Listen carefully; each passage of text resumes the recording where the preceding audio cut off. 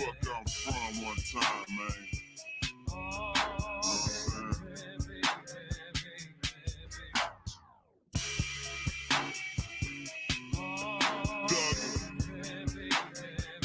You represent where the fuck I'm from one time, man. You know what I'm saying? Nigga over here, you know what I'm saying, doing this shit for about 15 years, man. Time to get this money, though. I'm from Texas, nigga, where they Cadillac pushes.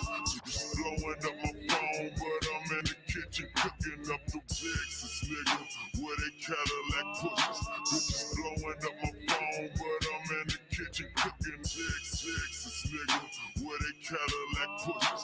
Just blowing up my phone, but I'm in the kitchen cooking up the work. Still got bricks for the dirt. I be on my grind getting mine. Haters' hearts hurt, cause a nigga stay shining, pulling up with something foreign. Stepping out clean to the ground, rap Lauren.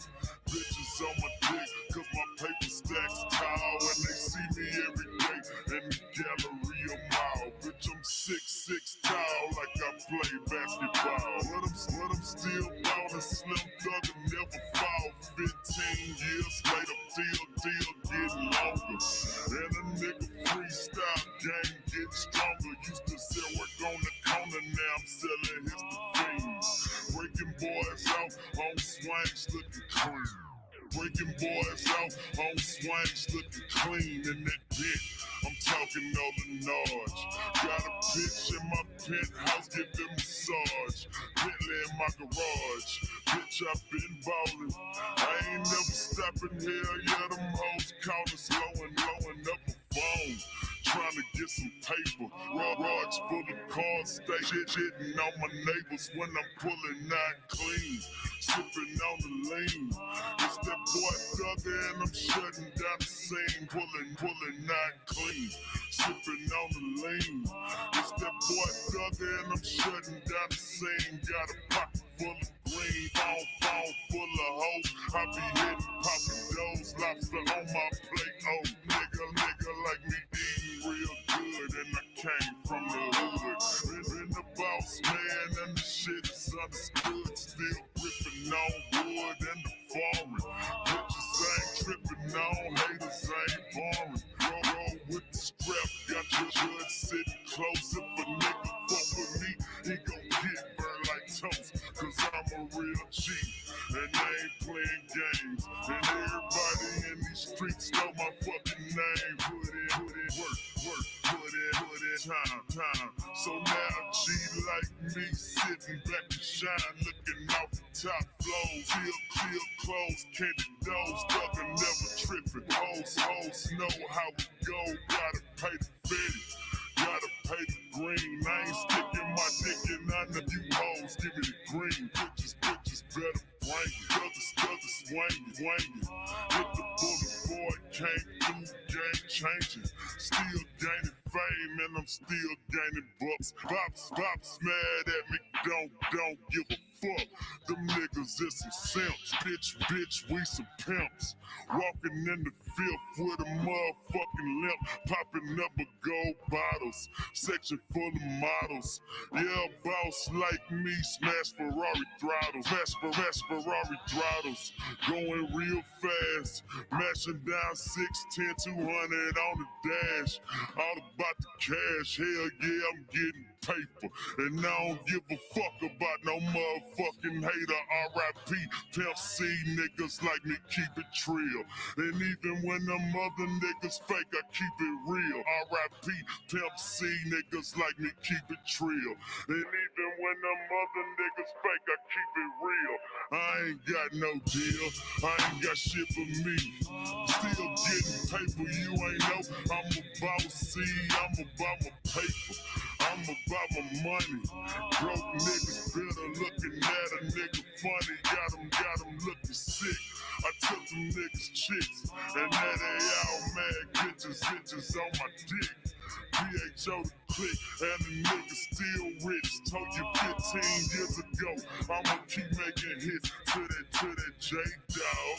Shout out to the killer, shout out Young Black, I'm talking all my gorillas. See water served daily, all my dogs from the camp. And we still shining like some motherfucking lamps. Loving, no tramp. Bitch, I dick them down and do some. I ain't even tripping, hit the boulevard and lose them. Cruising real slow while I sip on the cruiser. Niggas talking down, but you niggas is some losers. Bitch, I'm a winner, shining since the beginning. It's that boy Thug Boss, bitch, I'm still getting it. Hold up, man.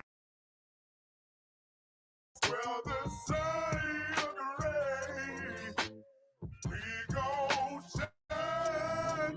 Let's fall and parlay. It's summer time. We feel it good. Charlie boy and the time. Country boys from the hood. And we shining bright. We got me feeling like it's Sunday evening. Sun going down, but ain't nobody leaving. And you seeing, healing, believing. Watch my wide frame, house hard to receive. Talking about the time, watching online. County reclining on the 72 drive. Truck is gon' pop, street is still fly. Shit sideways in my $3 stop. Hell shocks high, riders gon' rock. Beating up the block, but the top they gon' knock. Turn it up, you cannot. Sun is absurd. Open up my mouth and I'ma spit a blizzard. I'm a wizard with syllables and verbs. And it's here to go down when I do the nerves. Oil sip and serve. Best goes of herb. Mr. Bill Hurt goes with my suburb. Well, the sun is rain. We gon' shine. Let's fall and parlay. It's summertime. We feel it good. Charlie boy and the time. Country boys from the hood. And we shining bright. Let the type all in. 24s through the hood, you know that boy crawling. Times drop cause it's hot on that stressed out thing. Charlie boy in the type, we the best out, man. Country boys living life like never before. Thinking platinum in the ghetto, so we better to blow. But now it's summertime, pull out the Lex in the Hummer time. Get your shine on, dawg, be a stunner time. I'm feeling good cause the hood love me. I give doubt to my niggas and they all hug me. Add cash to the stands with every CD sold. $20 at the door just to see me flow. Doing well, making mail cause I'm living my dream. DVD, changing scenes, 60-inch flat screen. I bought the house in the car with the same damn chick. 100 rocks in the watch, all invisible sick. Hit the club showing love, 20 bottles of Chris. I'm a ball blowing money like it didn't cost shit. It's the Charlie in the tight country ghetto boys. Feeling good when we shine like some ghetto stars. Well, the sun of rain, we gon' shine. Let's ball and parlay. It's summertime. We feel it good. Charlie boy and the time. Country boys from the hood. And we shining bright. Flex with the third and it's hot home. If you ain't know it, means pop home. Charlie mama bottle. Mansion grotto. Sipping codeine, leaning out the bottle. Man, I'm so cold. Tough back to follow. I was swinging brother coming down about $1. Talking about the bugs. Oh, what the fuck? What's the damn deal? Big tiger, big tug. AKA, pick what you say. Have a damn suit up in the shit fit today. Boy, don't play. Rush a mile wider. I'm a dick punk like a dirty South Rider. Was a tom-tom. Fat bastard going faster. I'm a come swinging bones like the damn chapter. I'ma get drunk at the park on Sunday. What's up, Angela, Coley, Boy, well, it's sunny or gray. 2 people down and falling parlay for the damn summertime. Well, the sunny or gray. We gon' shine. Yo, me and Charlie go forever shine like my nigga Baby. Wanna say what up to the Cash Money millionaires. Y'all be sure to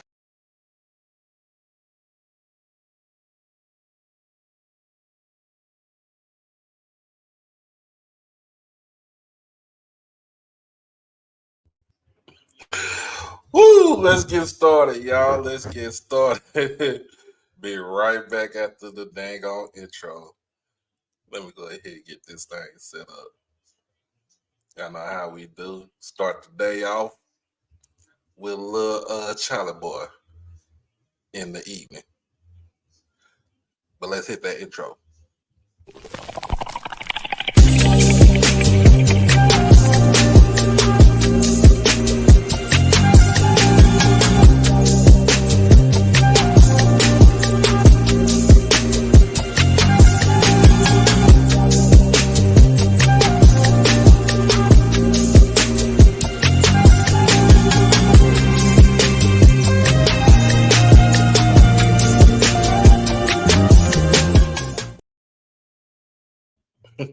Oh yeah, we back, y'all. This is another HBCU tonight, powered by HBCU Overdrive. Make sure that you like this stream. Make sure that you comment, share it, and most of all, subscribe to the channel. Hit the notification bell to get everything HBCU Overdrive. And if y'all hear that's what's in the background, that is my neighbors playing the same type of same shit that they play every weekend. It is Saturday. I'm gonna let y'all know. Now, I stay in an apartment, which is purely Hispanic. You know what I mean, you got some black people over here, but it's mostly Hispanic, and it's the weekend, and basically they done got paid. They done went over to the gas station next door, and they is on one. So I just let everybody know, if you hear the little bump in the, with some music and stuff like that, that is not me. That is the apartment. That is the people that stay in the apartment. But other than that, how's everybody doing tonight? How's everybody doing this evening? I know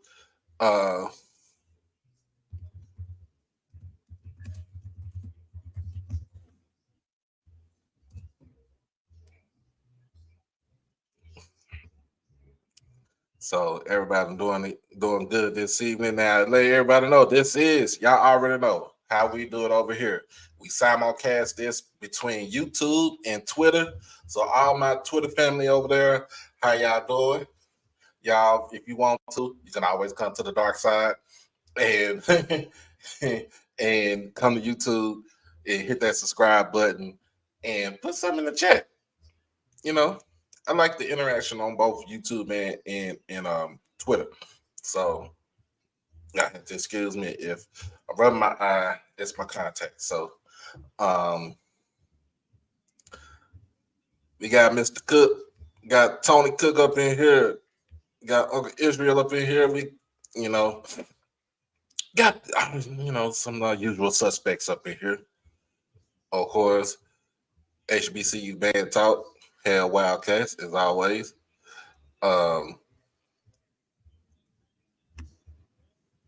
So we gonna get on some things for today,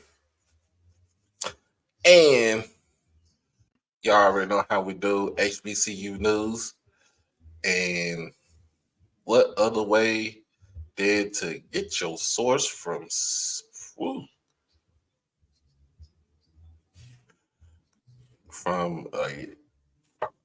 source.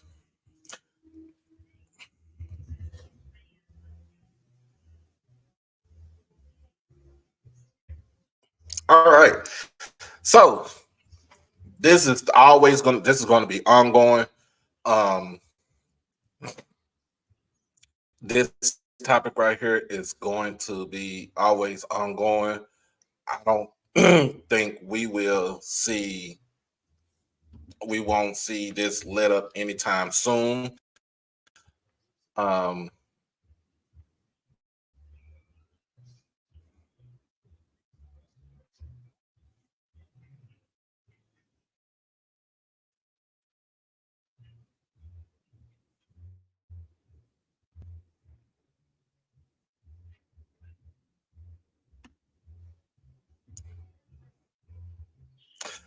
anyway, y'all.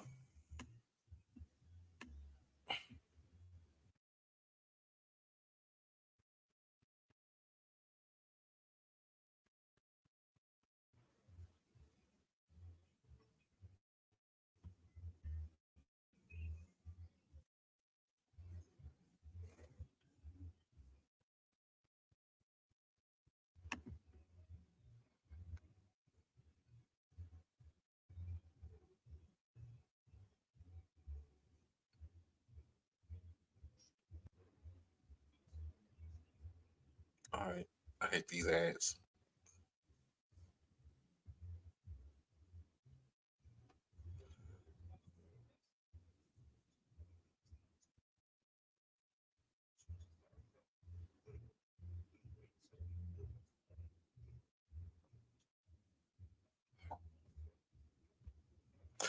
All right. So this is from Yahoo Sports. NCAA college leaders filed landmark agreement in antitrust cases.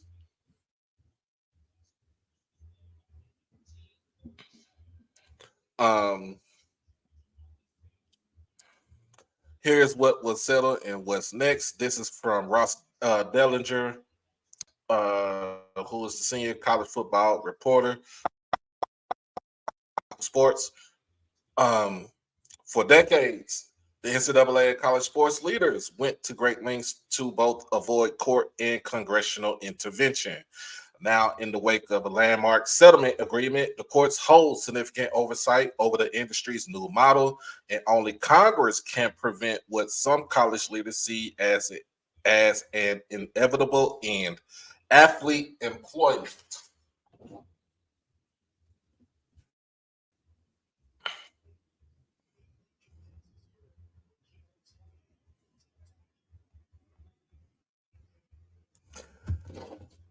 Now, in the wake, okay, so the NCAA and Power Conferences on Friday filed their 100 plus page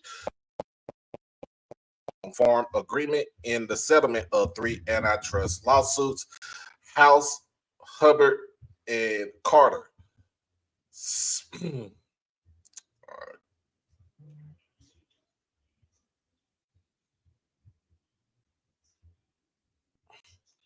Oh my God, what is up with my thing? All right.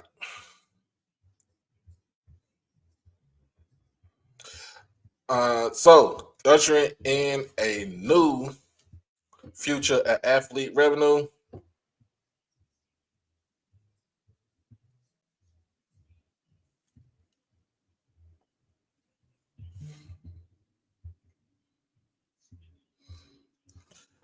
Um, Future athlete revenue sharing, expanding scholarships to full rosters, and creating a historic enforcement system of arbitration overseen by the courts.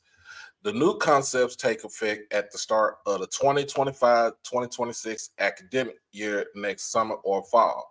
So basically, it won't be, it will be next year when the school year starts, either the summertime for 2025 or in the fall. I think it would take, to me, it would take place fully in the fall. Um, The plaintiff attorneys represent thousands of athletes who brought the class action suits over athlete compensation or lack thereof. Separately filed documents Friday detailing how they plan to distribute nearly $2.8 billion in back damages to former players over a 10-year period. According to documents sent to Yahoo Sports, 83% of the back pay which is $2.3 billion, is expected to go to an estimated 19,000 football and men's basketball players, many of them from power conferences. That is an average of about $120,000 per player over the 10-year period, or $12,000 a year. All right. So this has nothing, this will have nothing to do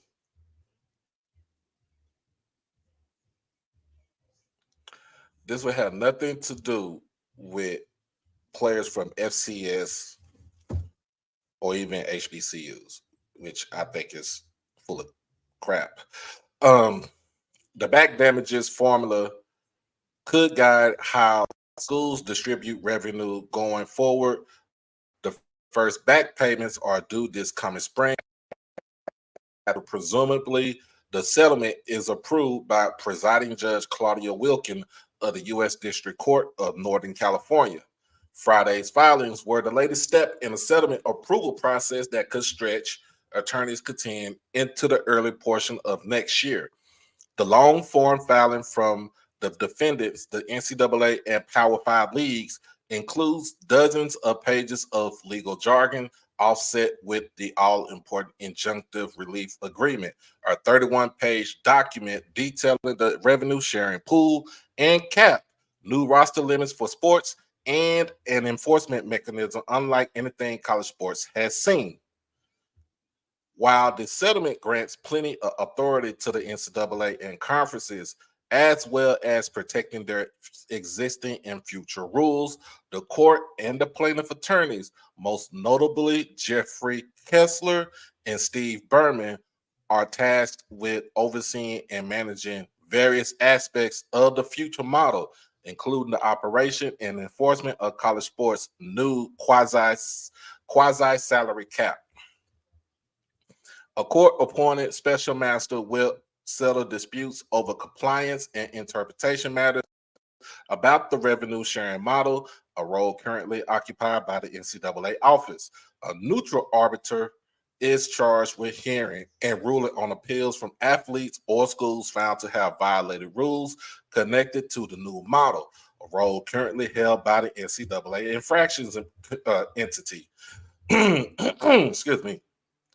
Plaintiff attorneys, as well as their class of athletes, new freshman classes, is automatically added to the settlement each year, hold a role in the development of the enforcement process of the new salary cap, and are partly responsible for monitoring such over the decade of the agreement.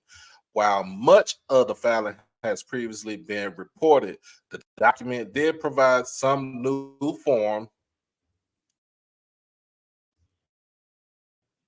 information and more specifics around various concepts, most notably an enforcement and arbitration system to police third-party NIL entities such as collectors and the escalating pool of revenue that schools are permitted to share with athletes.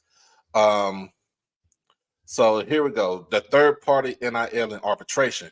One of the biggest looming uncertainties as part of the settlement agreement is its impact on third-party booster-backed collectives. Collectives provide millions to athletes in what many believe to be cash incentives disguised as endorsement deals for the use of their name, image, and likeness. Language in the settlement seeks to eliminate or greatly reduce what many college leaders describe as phony NIL payments from booster organizations to athletes. The settlement does this through an assortment of rules and an enforcement mechanism that is protected through the court. For instance, so they give us examples right here. Boosters or any third-party entity or business, for that matter, are expressly prohibited from striking NIL deals with athletes unless they can prove the agreements are genuine with rates that align with similarly situated individuals with comparable NIL value who are not players at that school, the settlement reads. All third-party NIL deals of a $600 value or more must be approved by a newly created clearinghouse that is expected to vet the agreements for authenticity by using fair market value standards. For those deals not approved, the NCAA, conferences, and or a new third-party enforcement entity has authority to deem athletes ineligible and or to fine schools for violations as they do now. However, unlike now, those punishments can be appealed to an agreed upon neutral arbitrator. The arbitration process, according to the settlement, is designed to be a more accelerated and neutral procedure than the NCAA's current infraction situation, where committees of school representatives determine matters. The arbitrator must rule within 45 days of the beginning of the arbitration process, but an extension is possible. The arbitrator's ruling is final and binding according to the settlement.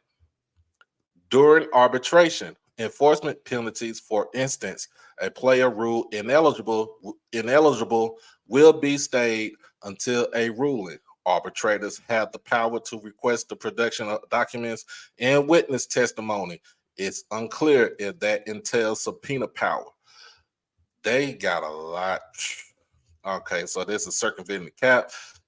The settlement also seeks to eliminate ways for schools to pay to use third-party NIL agreements to circumvent the annual revenue sharing cap. For instance, the settlement gives the NCAA and leagues power to adopt rules that prohibit any transactions designed to defeat or circumvent the cap. It says the settlement makes clear that school funds used by an outside entity to distribute to athletes will count against the revenue sharing cap. This is a significant piece of information that seeks to eliminate the possibility of schools circumventing the cap by funneling institutional monies through multimedia rights holders, foundations, collectors, and other agencies for athlete distribution, as some are currently doing. While that practice is permitted, the monies distributed are subject to the revenue sharing cap, and NIL deals with athletes must be approved by the clearinghouse. So there is, however, one way to circumvent the cap. As part of the revenue sharing model, schools can serve as an athlete's marketing agent for third-party NIL deals by entering into exclusive or non-exclusive endorsement agreements to purchase a player's NIL. This is the transaction that permits schools to share revenue with athletes, but it also does something else. Schools are permitted to procure outside third-party NIL deals for their athletes that do not count against the revenue share cap, as long as those deals are proven to be authentic. Such a policy incentivizes schools to find organic endorsement deals for their athletes with brands and businesses. Schools can use a marketing agency to as well to do this. So they come out, give an example.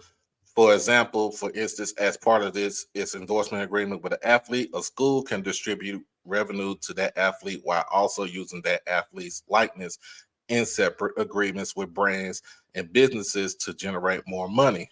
Player A, for example, receives $100,000 in revenue share from his school, but also receives $50,000 from a third party for an endorsement deal that is approved as authentic. The $50,000 is exempt from the revenue sharing cap. So this has a lot to do. Like I said, this is basically to circumvent. This is basically to basically circumvent the model for the power conferences.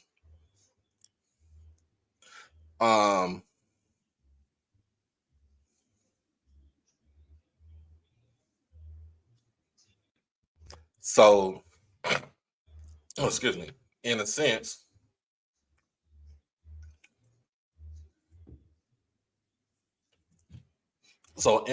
this is basically trying to police.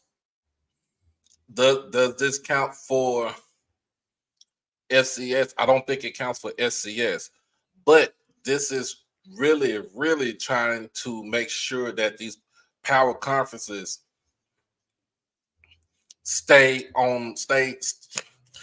basically play fair.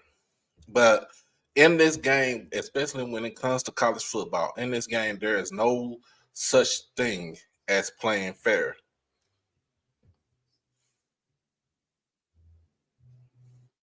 So that ain't good. That's a good question. If the player hit the portal, what happens to that money? Do they keep the money or pay it back? So if you are a part, I think if you are part of the revenue sharing model, um, that money is particularly yours, right? It's particularly yours. I don't know if they really said anything as far as if you transfer, but let's see. Revenue share pool, as has been reported for months now, the formula to determine the revenue sharing cap is 22% of an average of certain power school revenues, as noted in the long form settlement agreement.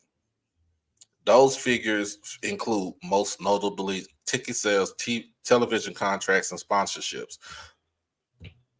The financial figures that schools For tomorrow in Irving, look for intermittent clouds with a high of 94 degrees Fahrenheit and a low of 78 degrees. That's my Alexa. Financial figures that the financial figures that schools most recently reported to the NCAA are used to reach the average, which means that the exact cap figure for year one in 25-26 will remain uncertain until the completion of 24-25, attorneys told Yahoo Sports. However, administrators are working off an estimate of about $21.5 million as the annual cap starting point. While the 22% will remain the same through the 10-year agreement, the cap money figure will rise based on built-in escalators as well as scheduled recalculations that are spelled out in the long form agreement, a visual chart that is available below. So basically, it's basically like it's recalculated to kind of go within inflation. But again, like I said the other day, yesterday's price ain't today's price. Um,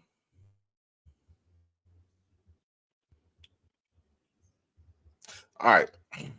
Now here we go. So more notes that from the long form settlement. Those that are not defendants, schools and conferences in the group of 5 FCS and non-football playing Division I programs are bound by the roster limits, reporting system and enforcement mechanism only if they choose to share revenue with athletes. They can opt out of the new model if they decline to share revenue. So there's our caveat right there. We don't have to. We can choose not to be a part of the model to share revenue, but we are bound by the roster limits, reporting system, and enforcement mechanism. Basically, whatever the NCAA says, if they say a player is ineligible, we are still bound by them because I don't know. It's one of them things. It's just this is so tricky. There will likely be 2 portions of attorney fees, one for the role in the future revenue sharing model and another for the cut of the back damages. Attorneys are requesting roughly $500 million in attorney fees related to the back damages, or 18% of the $2.77 billion. As for the revenue sharing piece, attorneys are requesting a $20 million upfront fee plus a cut of the total amount of revenue shared with athletes each year. The cut starts at 0.75% it has built-in escalators to 1.5%. The 70 power schools are expected to at least share a combined $1.5 billion with athletes per year, including the upfront fee of $20 million. Attorneys will receive $150 million at the very least from this portion of the settlement. The plaintiffs and attorneys will assist in NCAA and Power Conference lobbying efforts for congressional legislation to codify the settlement agreement, and most importantly, not advocate against the NCAA on Capitol Hill, which they very much have done over the last several months. They will take a neutral stance on the important issues according to the settlement language. As expected, the settlement features an option to actually terminate the agreement if employment or / collective bargaining arrives in college sports. The settlement protects NCAA rules around 1 4-year athlete eligibility, maximum over 5 years, and 2, an athlete's requirement to pursue a degree to participate in the revenue sharing. So basically, they're saying that they basically saying that if you, as an athlete, as a student athlete, if you want to be a part of the revenue sharing, if you want to take part into this, if you want to get money from this revenue sharing, your ass got to be in school. Your ass got to pursue a degree. So unless you leave early for whatever NFL or NBA, most of the time, if you want to get some of this money back from the revenue sharing, your ass is going to be in school for all 4 years. That's what that's saying right there. The first back damage payment is due May 15, 2025, or within 45 days of the settlement's finalization, which attorneys expect to happen in the early part of 2025, basically January, February. Subsequent yearly payments will be made each July 15th. Boy, that sounds like some Bobby Bonilla money right there. So that is the end of that article right there. I know it is a lot to take in, but let's to the part of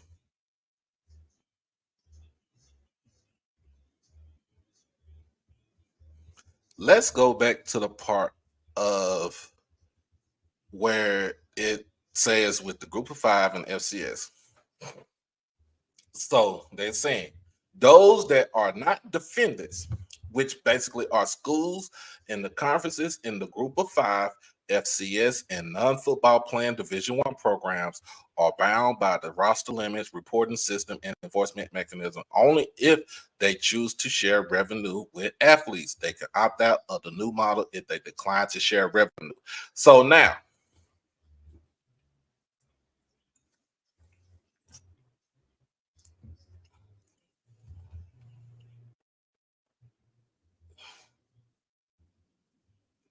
first of all, for them folks on Twitter and my people on here on YouTube, them damn lawyers and attorneys is about to make a killing off of us. They gonna kill it off these damn schools. They is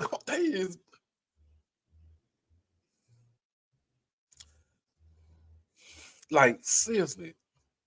These dudes about to get whoever the lawyers are. These dudes about to get broke off real bad, man.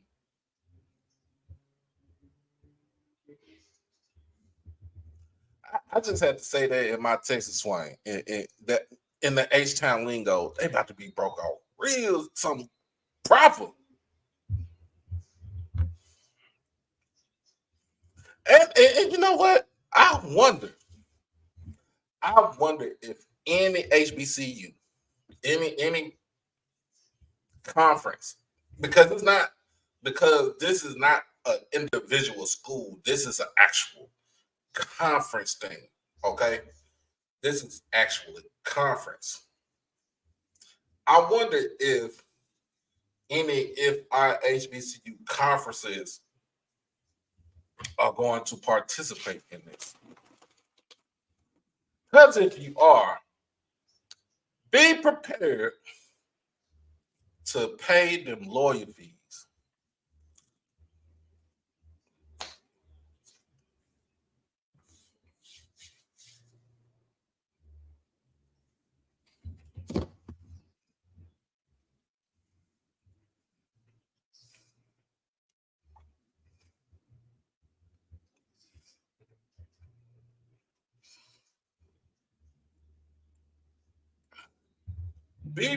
Like, seriously, be prepared.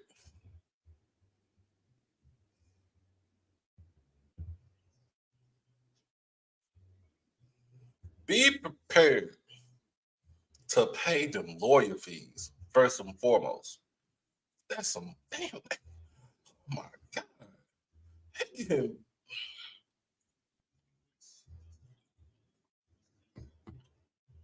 I'm like back the brace truck pen for real.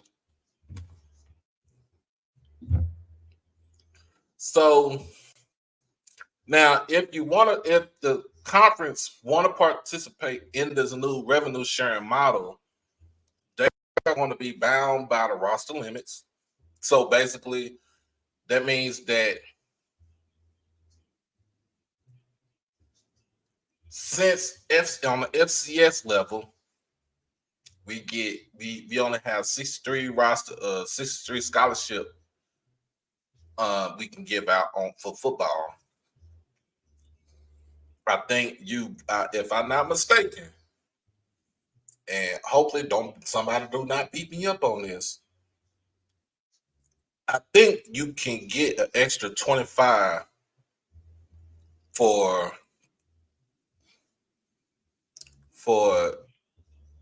scholarships, the scholarship limit, right? That's just on football. And remember, in baseball and basketball are Division I programs. In fact, all of it are Division I programs. But football is the only one that plays in a subdivision instead of a whole division, right? So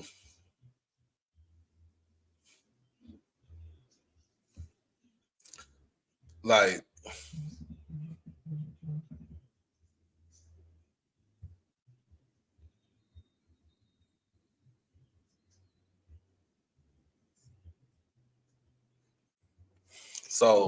it's one of them. Oh my God.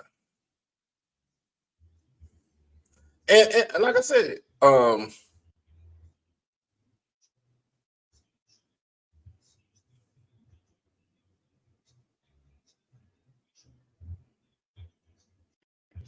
like I said though,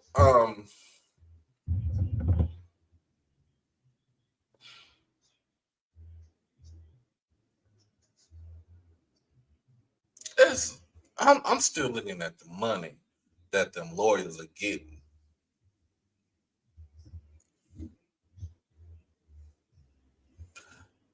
But now you can't opt out of the model if you decline to share your revenue. So if you ain't, you could be in the model, but you don't want to share the revenue, you can't opt out this.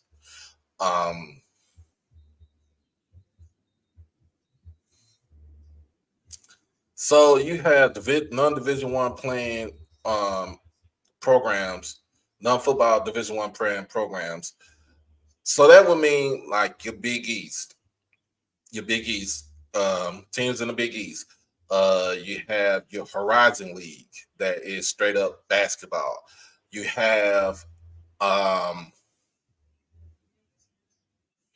your Atlantic 10 that is nothing but, you have some that play football, but most of that is those are basketball schools mostly.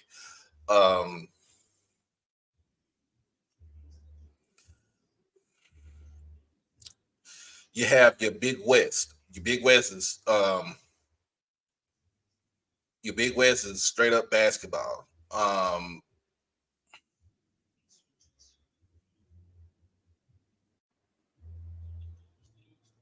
You have the Summit. I think it's the Summit League. Summit League is straight up basketball. So you have those. They can actually jump in if they want to. For them, they could go from having 12 scholarship players to 15 scholarship players if they opt in with this new model. Some of those play majority of those schools play baseball, so they can opt in from 11.7 for scholarship limits for baseball players to the 30, I think 34. I think that's the number that they gave us last time. And those schools can actually join in if they want to share their revenue.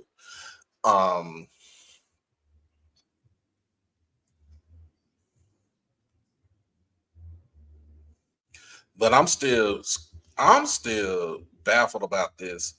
So there likely be two portions of attorney fees, one for their role in a future revenue sharing model and another for the cut of the back damages. Attorneys are requesting roughly $500 million in attorney fees related to the back damages. And that's 18% of that 2.77. So and they requesting $20 million up front.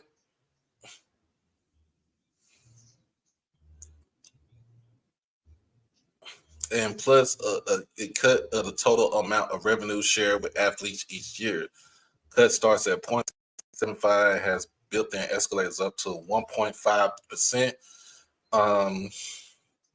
They are the 70 power schools. Basically, those are the football schools.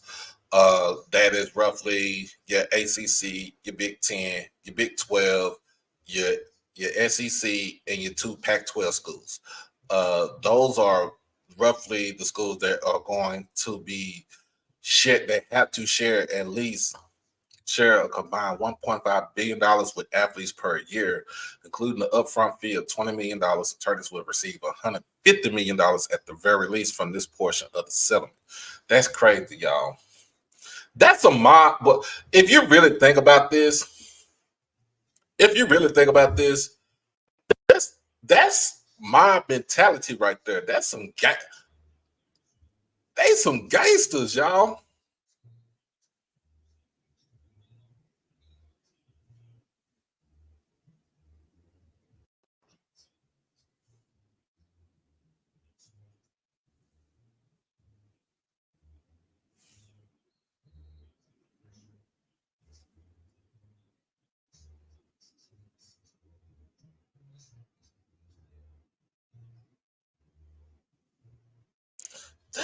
That's straight up gangster stuff, y'all.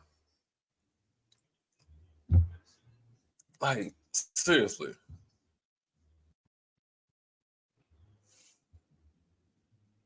And then the plaintiffs and attorneys is going to assist with codifying everything, right? So if you really think about this really is what baseball does when it comes to their players, right? So for example, and Uncle said, if you want to jump on this thing, you are more than welcome to jump on. I'll send a link in this chat right here. We talk about this first, and then we can talk more about football in just a minute. But if you got the time,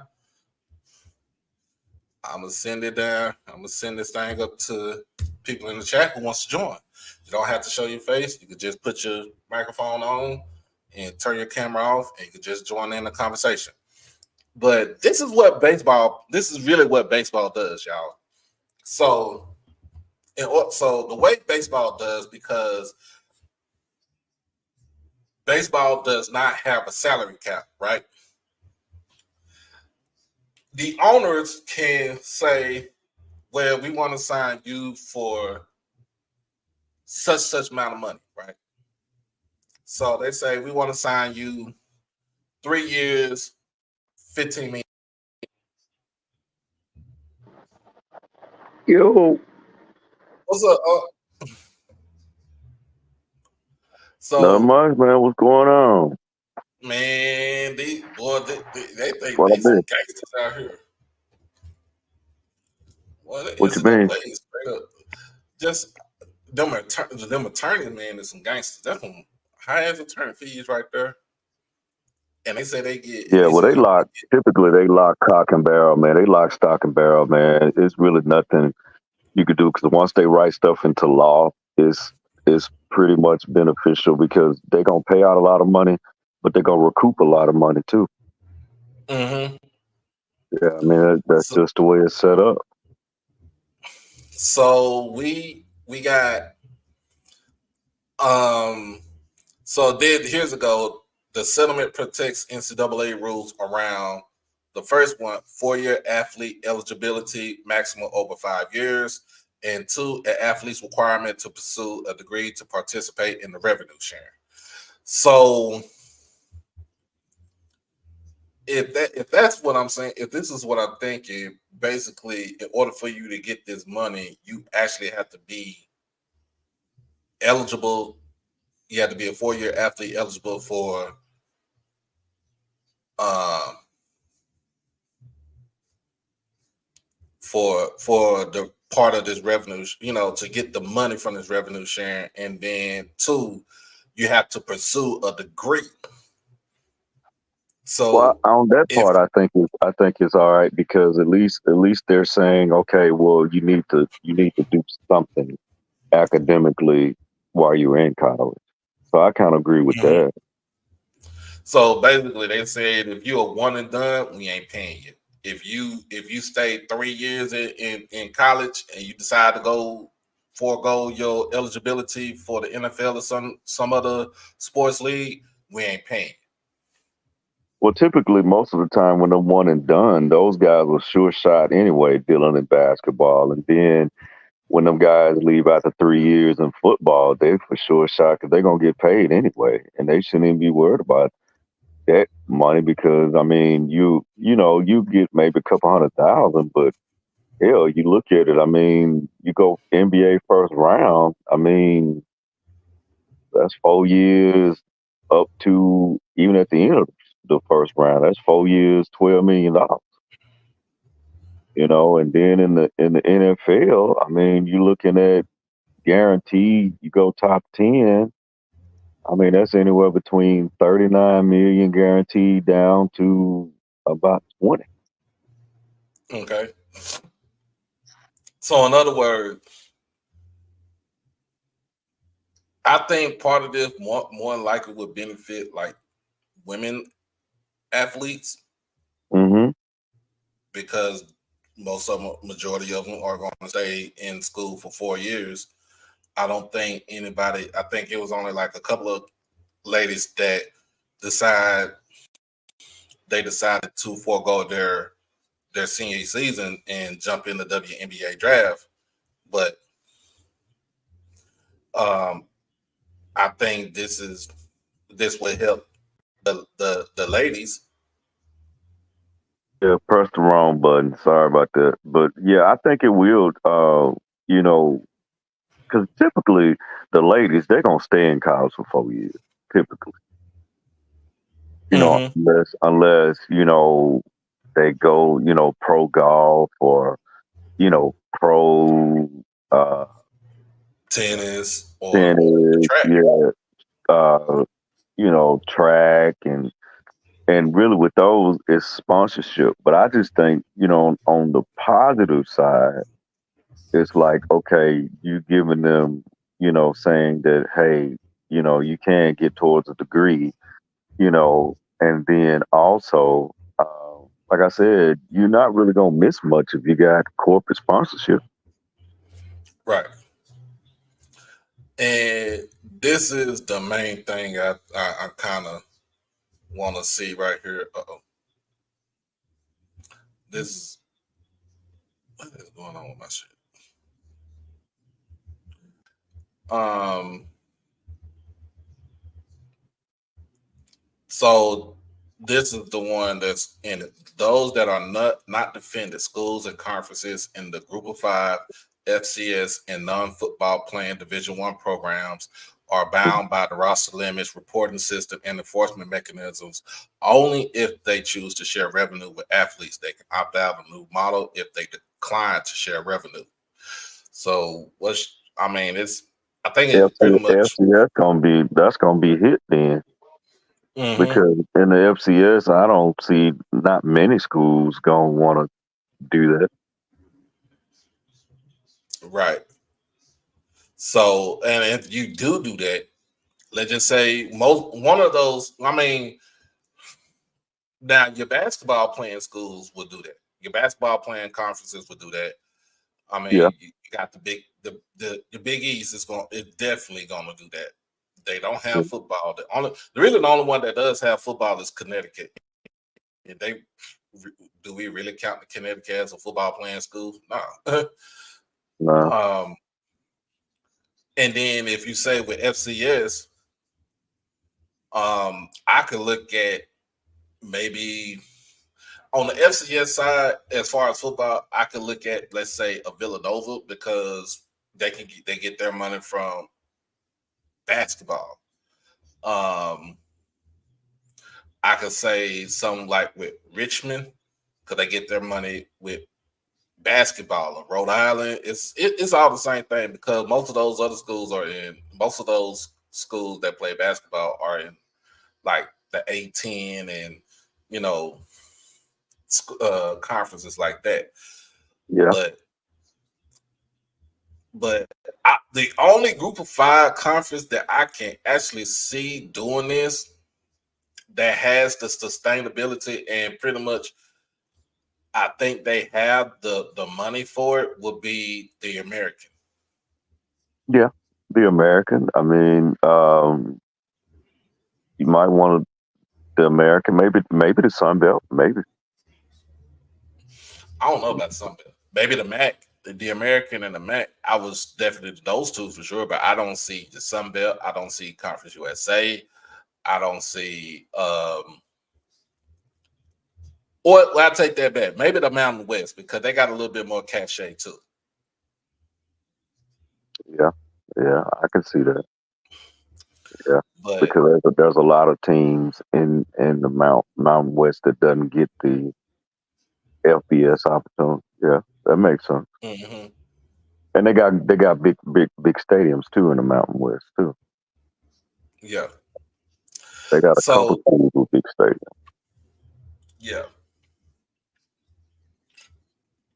So those are the only ones I'm looking at. Those are the only ones I'm looking at. But this is just But it something that just was sounds brought. like we need to lawyer up. We need to lawyer up. That's something like I think if this would have came, I feel like if this would have came out during SWAC Media Day, right, instead of Right, coming out this weekend, right? right. And we asked the commissioner that question right there about all this stuff going on with revenue sharing and stuff. Do you? I'm not speaking up for the commissioner. Do you hmm think or you think he's saying it's something that we have to take up with the presidents and the chancellors of the conference? I mean, but I think just personally for Jackson State, for JSU, because they don't have in no sport that they have, APR problems. So it would probably behoove someone from Jackson State to speak up, because in every sport, those kids graduate and they pass and they have decent majors and they make the dean's list and they have a 3.0 in the entire department, and they've had that for what, about 6-7 years straight. Right. So yeah, Jackson State is definitely. I mean, now I don't know too many other ones that's across the board as far as each sport. You got some that may be 9 out of 10, or some might be 4 out of 9 and stuff like that. But Jackson State is the only one that's across the board. Those kids do graduate. Those kids do keep a 3.0 average.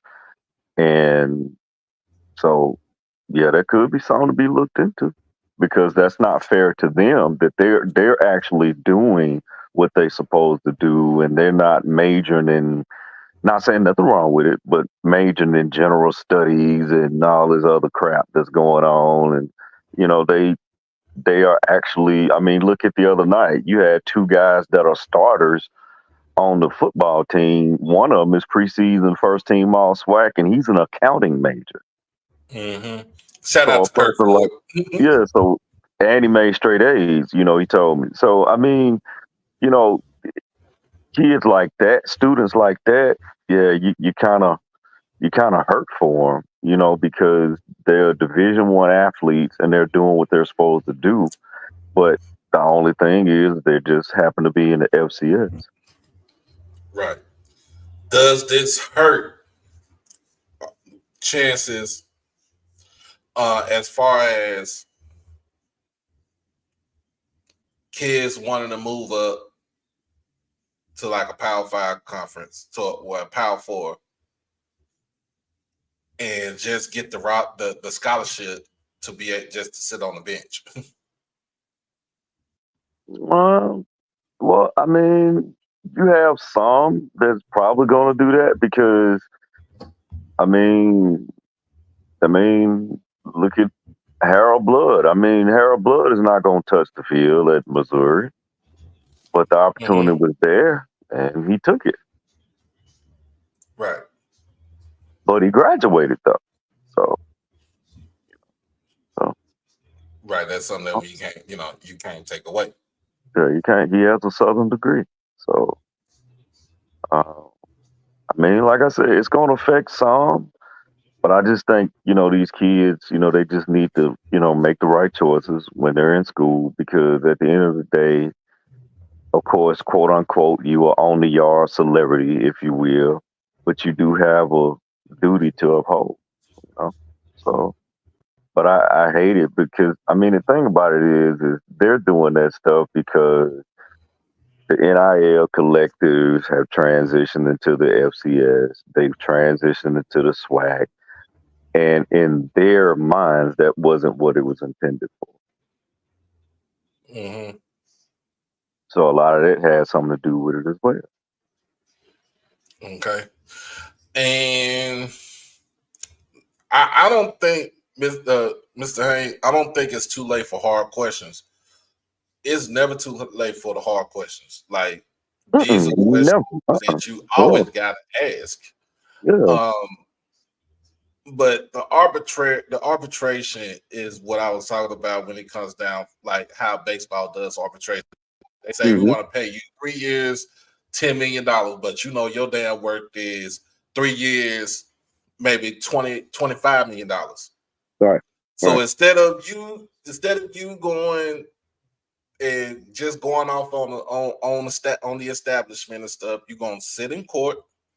You're gonna have your arbitrator, which is coming from the Major League Baseball Players Association, and then the team is going to have theirs, and basically they're going to sit in front of a judge, and they're just going to discuss what is your worth. That's it. That's all what arbitration is. They have one lawyer says he's 3 for 10, and then another lawyer says he's 3 for 25, and then the judge is going to come in between and just say, "Look, let's just come up with a number. Either the team is going to give in, the player is going to give in, or me as the judge is going to come up with a number where one is going to be team friendly, and then two is going to suit what the player is particularly worth." And that's basically what arbitration is. You know, I agree. I agree. I totally agree with that. That's it just reminds me it's back when we was in school. Like it's just some of those it's some of those grants, if you will, that we didn't know too much about, and once we found out about it, we tried to apply, and the money was gone. Mm-hmm. It gives me remnants of that. So wow. Key question: lawyer fees. Who paying? So apparently, them 70 schools that are in the power conferences, they the ones that's gonna be paying. They're the They're the one that's ones that's going to gonna be be paying, paying. and most of the time when you have those Power Five people, just to answer that, just to further piggyback off of that, they have a lot of those. A lot of those attorneys are already on retainer anyway, Mm-hmm. and basically what they do is they just write it off as a subcontractor through the school, through that individual school. Yeah. So a lot of that's already taken care of. It's similar to like if you have a hospital on campus, if you got a clinic on the campus, that's Mm-hmm. they're basically just staff with that.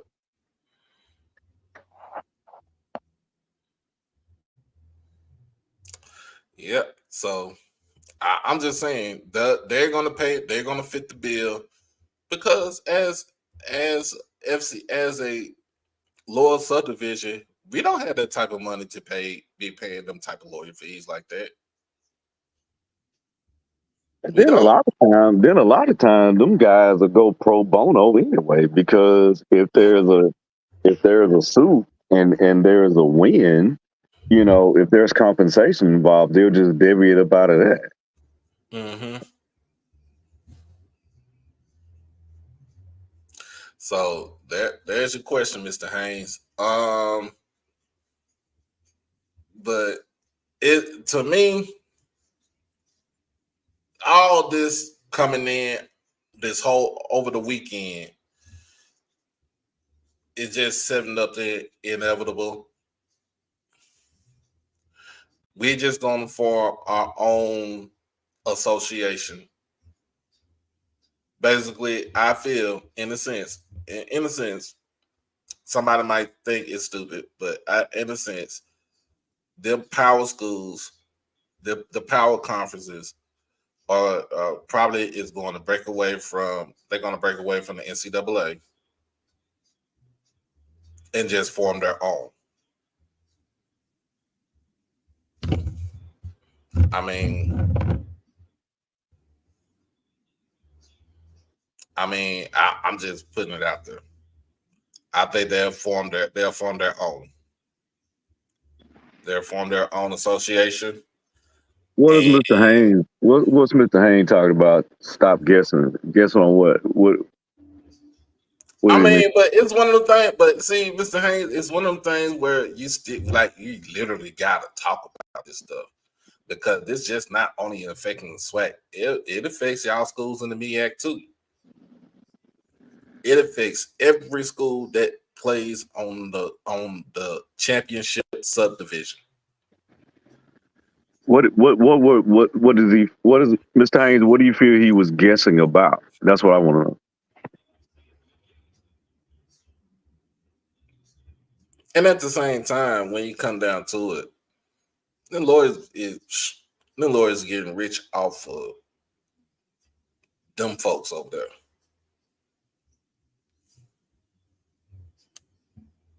Why would we as the FCS conference, that the SWAC or the MEAC, even some of the teams in the CAA and Big South OVC, why would they be a part of the revenue sharing?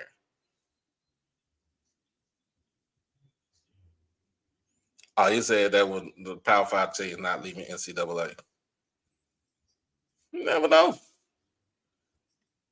The money they get from television revenue and all the money that they get, man, they'll lead that. They would lead the association just for it.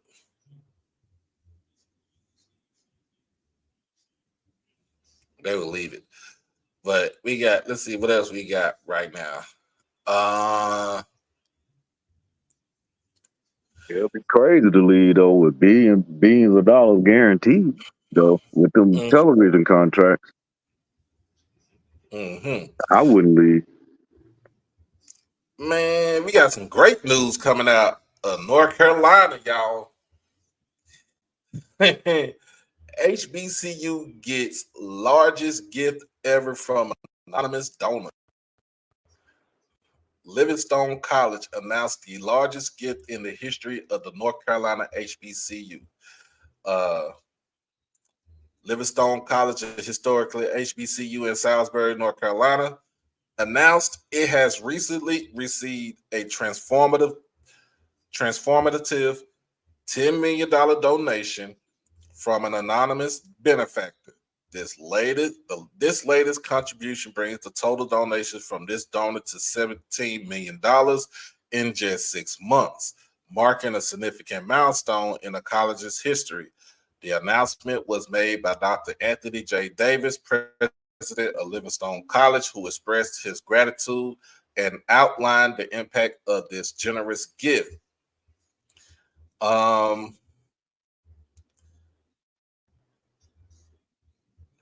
he That's said, good for quote, this is, Livingstone. yeah, That's it's good. good. That's very He good. said, quote, this the incredible moment for Livingstone College. Our anonymous donor has truly believed in our mission and the transformative power of education. This $10 million donation will ensure that we can complete phase 1 of our construction projects and move directly into phase 2, all from a debt-free position.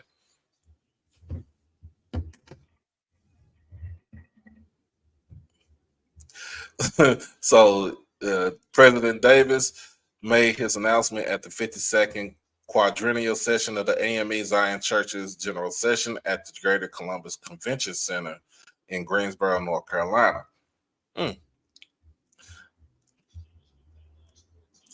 And guess what? I think they said that this money is in the bank and it's real. Yeah, I doubt if anybody in the HBCU space gonna ever do that again. I would hope. Well, let me say this. I would hope not, because for something that made CNN, and with that negative light that was cast upon just HBCUs as a whole, I would hope that no one does that again. If you have it, give it. But if you don't, let's not make a spectacle about it anymore, because again, that's casting a light on the HBCU storefront anyway. And that's publicity that we just don't need, because number one, we can't afford to even have no publicity like that, because it fits. What it does is it fits the narrative that we already have. And the narrative is that, okay, we're going to underfund these schools. We don't care about them closing. And you just have to think about stuff like that.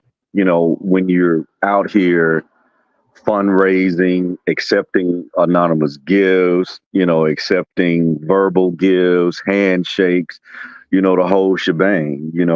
We need to make sure that it's a cashier's check, as opposed to something that's have marginal rates, if you get what I'm Right, saying. right. And to me, man, this is something like for a small. And remember, Livingstone is private, like private small school founded by the AME Zion Church. So, of course,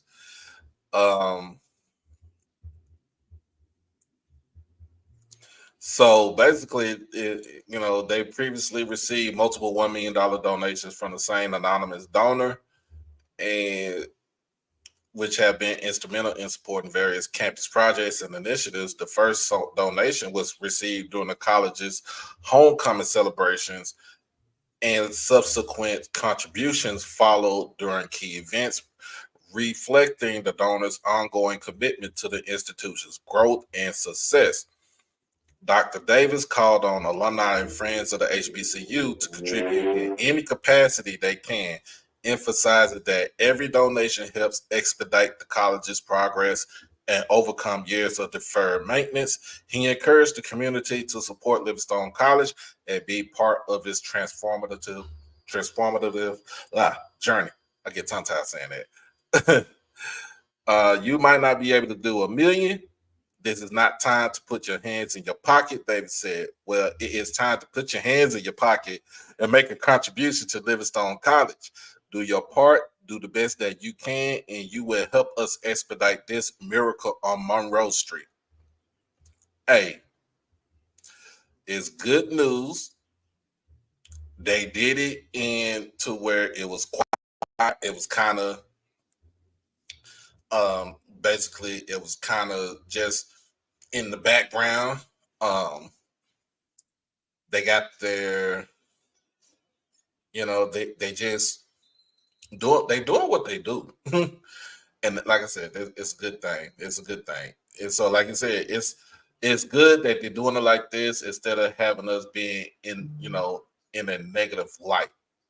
Yeah, and and like I said, to me, with my own opinion, with it, if it affects one, it affects the masses as a whole. Not saying that, not trying to single anyone out, but I mean, we have to understand we are, we are a culture of red states too. And so you have to get into stuff like that.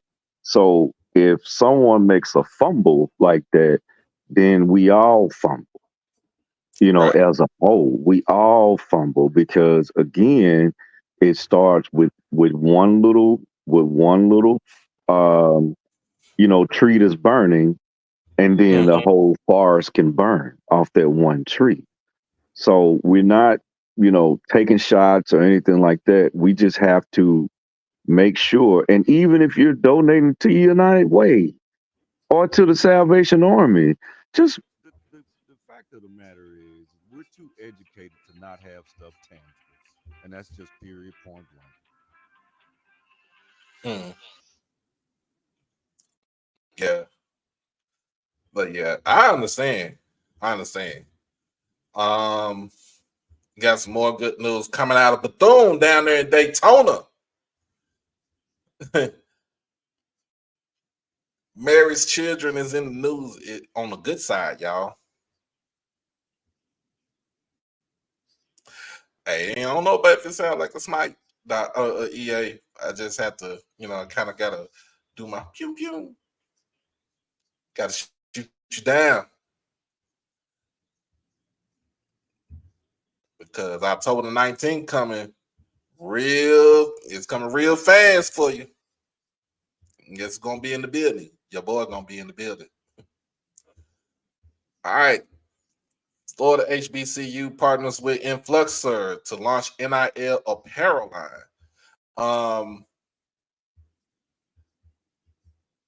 So Bethune-Cookman Athletics announced today,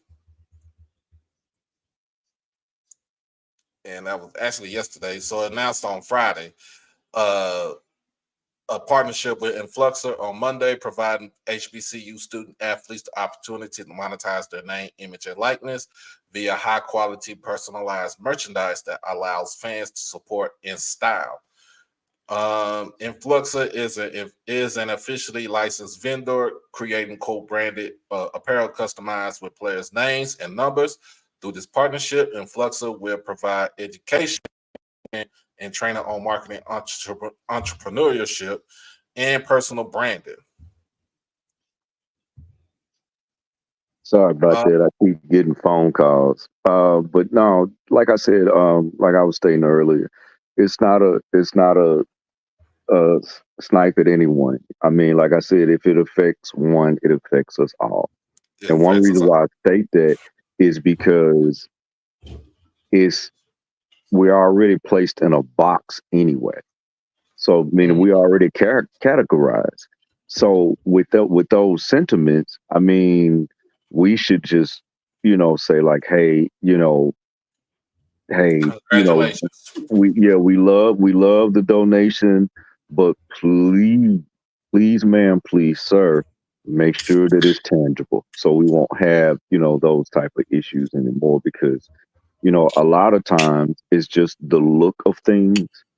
and then it's also the negative light of things as well. Right. So, at the end of the day, yes, we have our battles. Yes, the MEAC, the SWAC, the FAMU, the JSU, the Alcorn, the Southern, whomever, the Howard homecoming, the G-Hole and all this stuff. We get all that. But at the end of the day, when one person out the group messes up in a big light, then it messes up the Everybody. whole group, everybody. And that's what that is. It's not, yeah, I understand the joke, but let's really take these things seriously and not lightly. Right. It So we, has to be that way.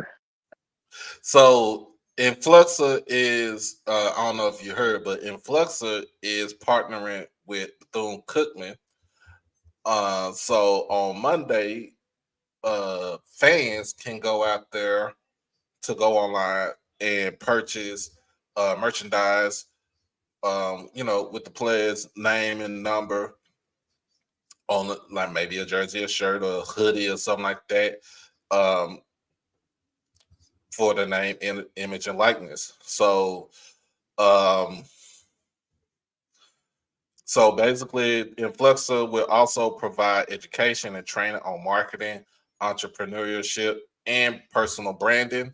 The NIL landscape is constantly evolving, and working with Davita Miller and Jason Pompey um, has been an amazing opportunity to see the vision they have for Bethune-Cookman, providing great options through Influxa for their student athletes. They see this as not simply a transactional opportunity, but as an opportunity to develop long-term skills for life. Each BCU student athlete from every team will have the opportunity to create his or her own web page that showcases their personalized gear available for purchase. So now, if I think we got a couple of players for Jackson State that do that sign with Influxa also. I forgot who it was, but I know some players from Jackson State has signed with Influxer, so you can go to them and get pretty much personalized items, and the money goes towards them. Um,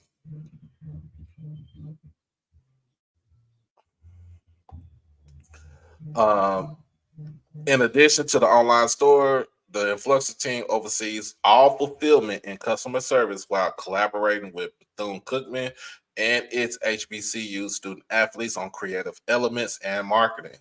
Uh, Influxer is partnered with more than 100 universities, including Oklahoma, LSU, Houston, and SMU. So there's a website right here. Wildcat fans can visit. Right here, I'm gonna go ahead and try to go ahead and can't do it. But if you it's on HBCU game day, so you can go to influxermerch.com /athletes Bethune-Cookman University /all to purchase co-branded apparel. So again, shout out to Bethune-Cookman for the opportunity to get their their student athletes to get in on the merchandise, get in on some money And for them. and Doc, let me respond to. Give me a second. Let me respond to Russell Haynes. Russell Okay. Haynes, sir, I'm a certified college football referee. Uh, I know all the teams that's in the MEAC. And also, I don't say when the SWAC is doing good. I just talk about SWAC. Anybody that actually knows me personally, EA included, I always talk about all HBCUs. Because on my day job, you know, I run an entire, you know, branch of a major Fortune 500 corporation. So I look at the totality of everything. So, Mr. Haynes, no, we don't have to be minuscule like that. And just know that. But yeah, I'm actually a certified college football D1 referee and been that for like 17 years. So just to let you know. Oh, let's see what else we got. So now, look, we about to go ahead and get into this MEAC talk right now, because they say I don't talk enough about the MEAC. It's all about the swag. You know, it's all about Jackson State. But you know, my mind is on the MEAC and the CIAA. So now I'm gonna tell you who feels disrespected about. They think they're not gonna be able to repeat for the MEAC title, and that is Howard. Howard they feel so disrespected for them, for them to even say, well, the standings is like this. They got Central at number 1, followed by Howard, followed by Morgan, South Carolina State, Norfolk State, then Delaware State. Howard says, we the champs until we ain't the champs no more.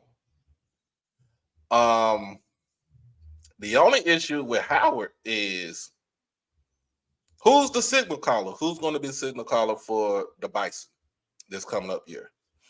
I haven't heard too much of names going out there right now, and I figure it might be a whole QB battle going on right now, but we don't know who's the QB for Howard going to be. We know who the QB for Central is. As Walker Harris. He played in a couple of games last season, when Davies went out. Good too. He's pretty good He's too. Pretty good. Mm-hmm. He's pretty good. I like him. Morgan, I mean, they figured they know who their quarterback is. They named him second team All MEAC, Taj Williams. And he's only a sophomore. Hopefully he gets better as far as throwing the ball down the field. But playing behind a team like that with a defensive-minded coach as Damon Wilson is, and just a straight-up dog defense like that, all you got to do is just score at least 21 points. Score 21 points. Defense hold them up. Let's see. Do you think Morgan gonna be able to score 21 this year? From word from the Morgan Street, aka Markham, and you know who I ain't seen in a while? We ain't seen MEAC Mike in a while. Where he been at? I talked to MEAC Mike about a couple weeks ago. He's doing good. He's doing good. I don't think it's I don't think they will have issue with scoring this year. I feel like they won't have issue with scoring this year. Well, I know they ain't gonna have issues stopping anybody with seven guys on first and second team. Oh MEAC. Oh my, yeah. And your returning guy is the defensive player of the year, and he's a DB of all things, and he's the player of the year. So yeah, they're gonna be tough. You talking about Toles? Jordan Toles is the one. Oh, that's the linebacker, right? Jordan Toles is the one you talking about. No, the one you talking about is Kenny Gallup. I'm talking about Gallup. Yeah, Gallup. Oh yeah. Howard got plethora. They got a plethora of people too. So I mean, and Howard I saw on there they got two first team running backs. I hadn't seen that in forever. Two guys. So that's gonna be. I think I think it'll come down to it's 14. It's a 14 race in the MEAC. I mean, you're looking at Morgan, you're looking at Howard, you're looking at South Carolina because of Thanos, as you call them, and you're looking Black, at what I said, Black Thanos down there in yeah, Orangeburg putting it together. yeah, and you got to go with Central. You got to go with them.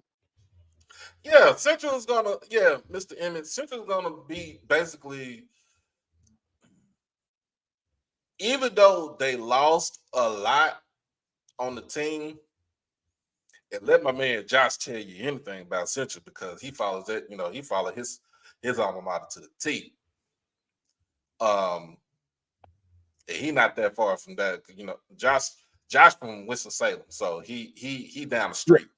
Yeah, like I said, I just think it's a 14 race, and I mean those are some strong 14s too. Very strong.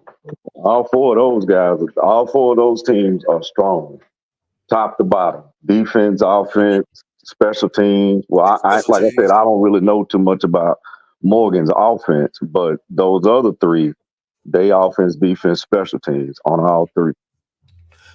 Well, last season Morgan's offense was more like 3 yards in a cloud of dust. It was. Well, if I can It was hold somebody really. under 21, I mean that's pretty all you. It was. And really, it was like this with Morgan. They reminded me of the defense. Reminded me of the 2001 Baltimore Ravens, right? Oh yeah, oh yeah. Everybody flying to the ball. Everybody flying to the ball, Yeah. but particularly like this, all you got to do is score 14 points, and my defense is going to hold up for the whole game. Yeah, yeah. That's true. That's so true with them. That's so true with them It's because so true. when I watched them live on, because I caught one game of them last year, and I watched them live, and I felt sorry for the other team because they was hitting them so hard, man. I mean, it was just anytime you see a DB, put a tight end on his butt, that's a hard hitting team, and that was a corner that did that. So I Right. mean, that's pretty good. That's pretty good. And when I'm and the way I'm saying it, y'all, is this. Is this. All they got to do, you can give me, spot me 17 points. Spot me as an offense. If you could spot me 17 points, I'll make sure, as far as the defense goes, if I'm Elijah Williams, I would just tell the offense, let me give us 17 points. I bet you we go out there and we play solid ass defense. Yeah. Oh yeah. I mean, and their defense. What I liked about Morgan's defense is they not only are they physical, but they're stingy too. They're very Oh stingy. yeah. They don't like for you to score. And they all have that. They have that same mentality. Like if you want to come up and down this field and get knocked out the game, they ready for that. You Right. know. And they play to me. They play like they playing in a cold game, even when it's hot. Like just that physical. You just like Lord. We Like talking about the same defense, y'all, that played North Carolina Central last year on ESPN on a Thursday night, right? mm-hmm. It held them to 16 points. Yeah. Could have won the game if the offense would have done a little bit more. That's why I said the score last year was 16-10. They got Mm-hmm. the touchdown within the last 3 minutes of the game. And And I hadn't almost had seen it. anybody hold that QB from last year in check, but Morgan did. Morgan did. Yeah, And they did. then They did. no, Howard held him in check too. I Yeah. forgot about that. Well, yeah. I mean, that was a blowaway game. I mean, that was one mistake, two mistake, and it was 21-0. It was quick. Yeah. So they took everything between his eyes that game. So, but as far as just being physical with a guy the whole game, Morgan did. I believe he had to hit that ice bath after that game. I know he did. Deputy Mario, I'm sorry, I don't have a PS5 gamer tag. I'm an Xbox person, but I gotta get me a whole new gaming system. I gotta get an Xbox X series because college football 25 is not compatible with an Xbox One. So I gotta get a whole. It's a GameStop around the corner from my house, so I'm gonna see how much it is over there, and then where I got my Xbox from, I can actually go down there and get it for a little bit cheaper. We got what's up, Troy? Make sure how your mom doing, bro. Let me know.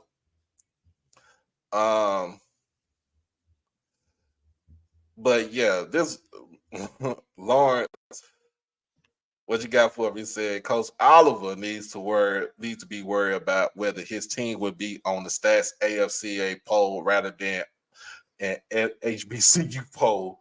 FAMU would be in the national preseason poll. Well, they will. I think they will be because they go, most of the time preseason poll they go by what you did last year. And since they won the SWAC and they won the Celebration Bowl, Oh my! and they ended the season 12-1. They'll be back on there.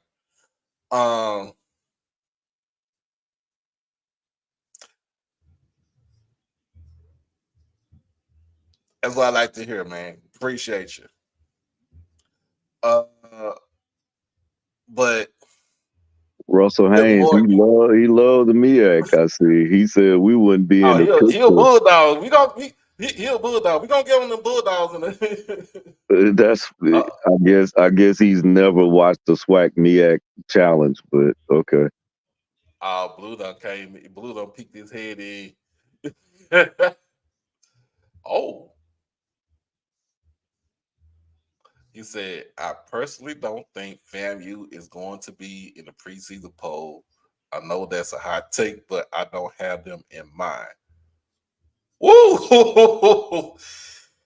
Hey, man. You say he's a bulldog? What kind of bulldog?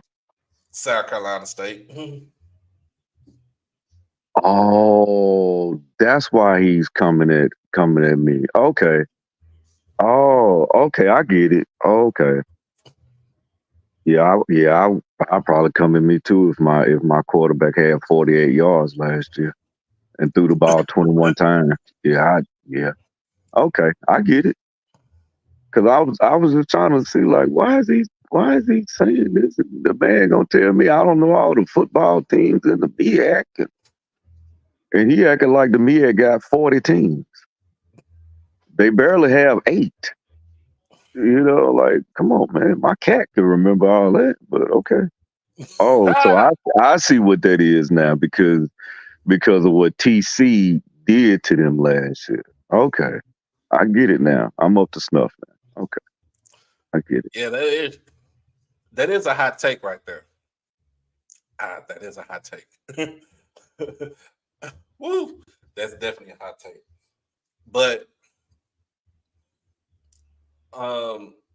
Howard feels disrespected. Morgan feels like that this is their year to be crowned kings of the MEAC.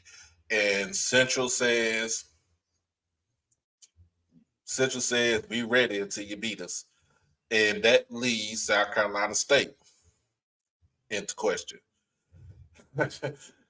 I prayed to the HBCU guys last season, and I said, please do not bring that man over to the SWAC.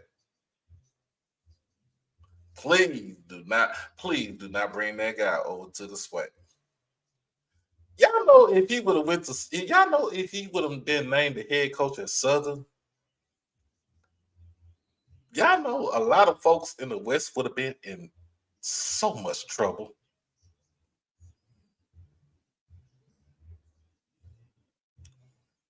Like, seriously. I'm glad he's in Orangeburg. I'm glad he went. He said, "Look, I was in Columbia. I'm going up the road to Orangeburg. I'm taking over for a legend and Buddy Pugh." And the first thing he did was got probably maybe 15 to 20% of his team from Benedict to come right up the street with him.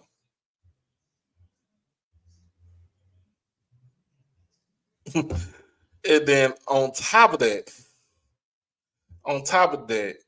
his previous quarterback from 2 years ago was like, "Oh, you at State? Say no more. say no more. Say less." And he came back to South Carolina. I think he's going to be the starting quarterback. I think that is going. I feel like system. I feel like he's going to be that's going to be the sleeper team right there in the MEAC. Can't go wrong. I mean, with him at the when with that guy as your head coach, I mean, you just can't go wrong. No matter who's on his team, because he just has that it factor. He has that motivation type of that you will run through a wall for. So I agree. You know, if and that's a if it's not this year. That's a big if, knowing him. Right. But you get him a recruiting player and a transfer portal, kind of kissed the MEAC goodbye for a long time. Yeah. Can't say. A team in the MEAC that I really want to see, really a player I really want to see that I didn't get a chance to see last year. That was Marquis Adams, the quarterback for Delaware State.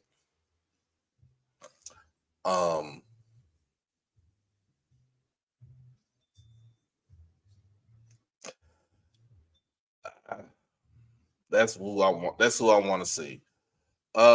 Did the MEAC get it right with the preseason offensive and defensive player of the year picks? I think they did. I don't think this would be the year of a quarterback taking home the honors. Jared Hunter, the running back for Howard, and Kenny Gallup, the all-world safety who can play free, who can play both free and strong safety, is coming back. Look for both of them after this season to go to the next level and to be on somebody's NFL roster. Like, seriously. I agree with that. Look for those two to be on somebody's NFL roster. With Howard returning, I think they returned like 60% of their team from last year. Like I said, the only question about Howard is who's going to be the quarterback for the team. That is my only issue for Howard. Who is going to be the QB for the team? Well, with that running game they had, they really just need a game manager. There you go. They just need somebody to come in and just manage the game. He doesn't have to. The only thing they need is somebody that's not going to lose the game, because that running game is stout. I mean, you have two first-team All-MEAC backs in the same backfield. So, I mean, they interchangeable. So, if I were them, man, I'm going to run until you don't stop it. And more than likely, you're not going to stop it. Unless you're Morgan State. Unless you're Morgan State. So I got a question right here from Unstoppable. How do you feel about Jackson State playing Hampton in Chicago in 2025? Does Hampton have a decent fan base? Hampton is one of them schools I call wine and cheese HBCUs. They fan base is only going to go far as you could throw a rock in the pond. Academics over that way. Right. Heavy academics over that way. But for Jackson State, this is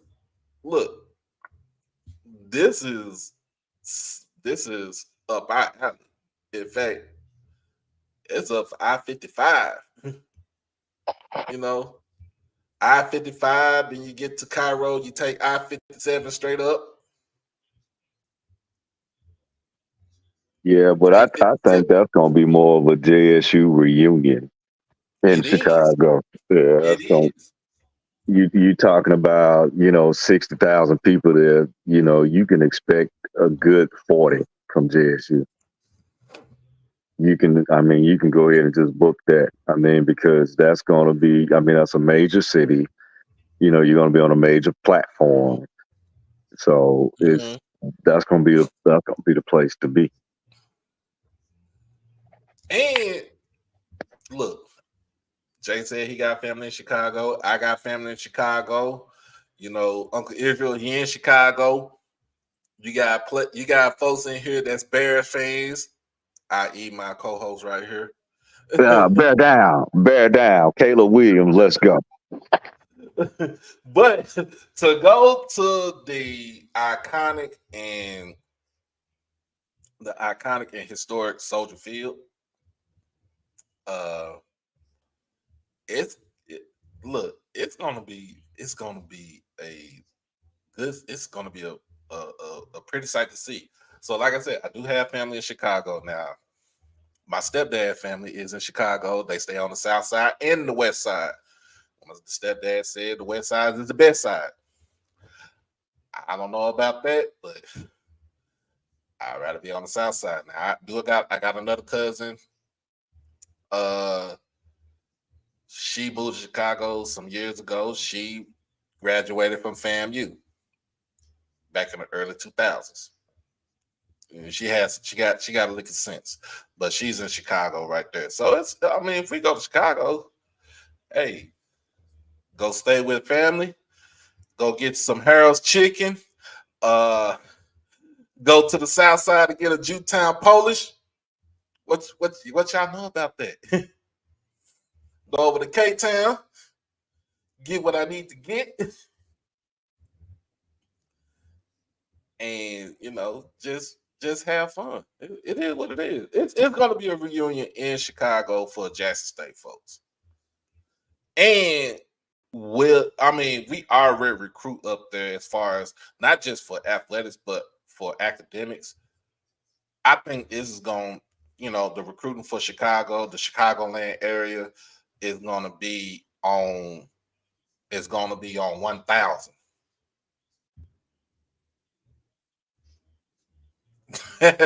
Hey, Russell, he said, Mr. Cedric said, pronounce it right. Dr. Cedric Walker. He said, pronounce it right, Dr. Cedric Walker.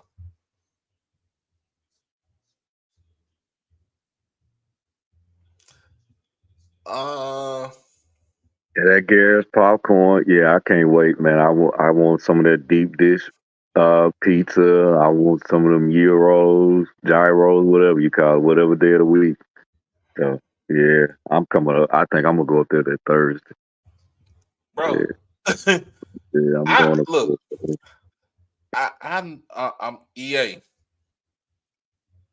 God rest his soul to my stepdad Calvin, right? My stepdad was a vice lord.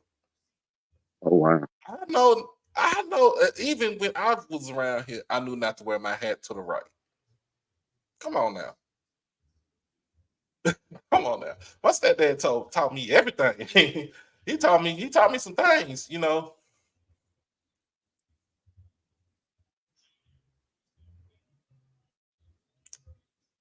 Oh, I did interview that AD. I did interview Dr. Mo Carroll, who was a SWAC alumnus from University of Arkansas Pine Bluff.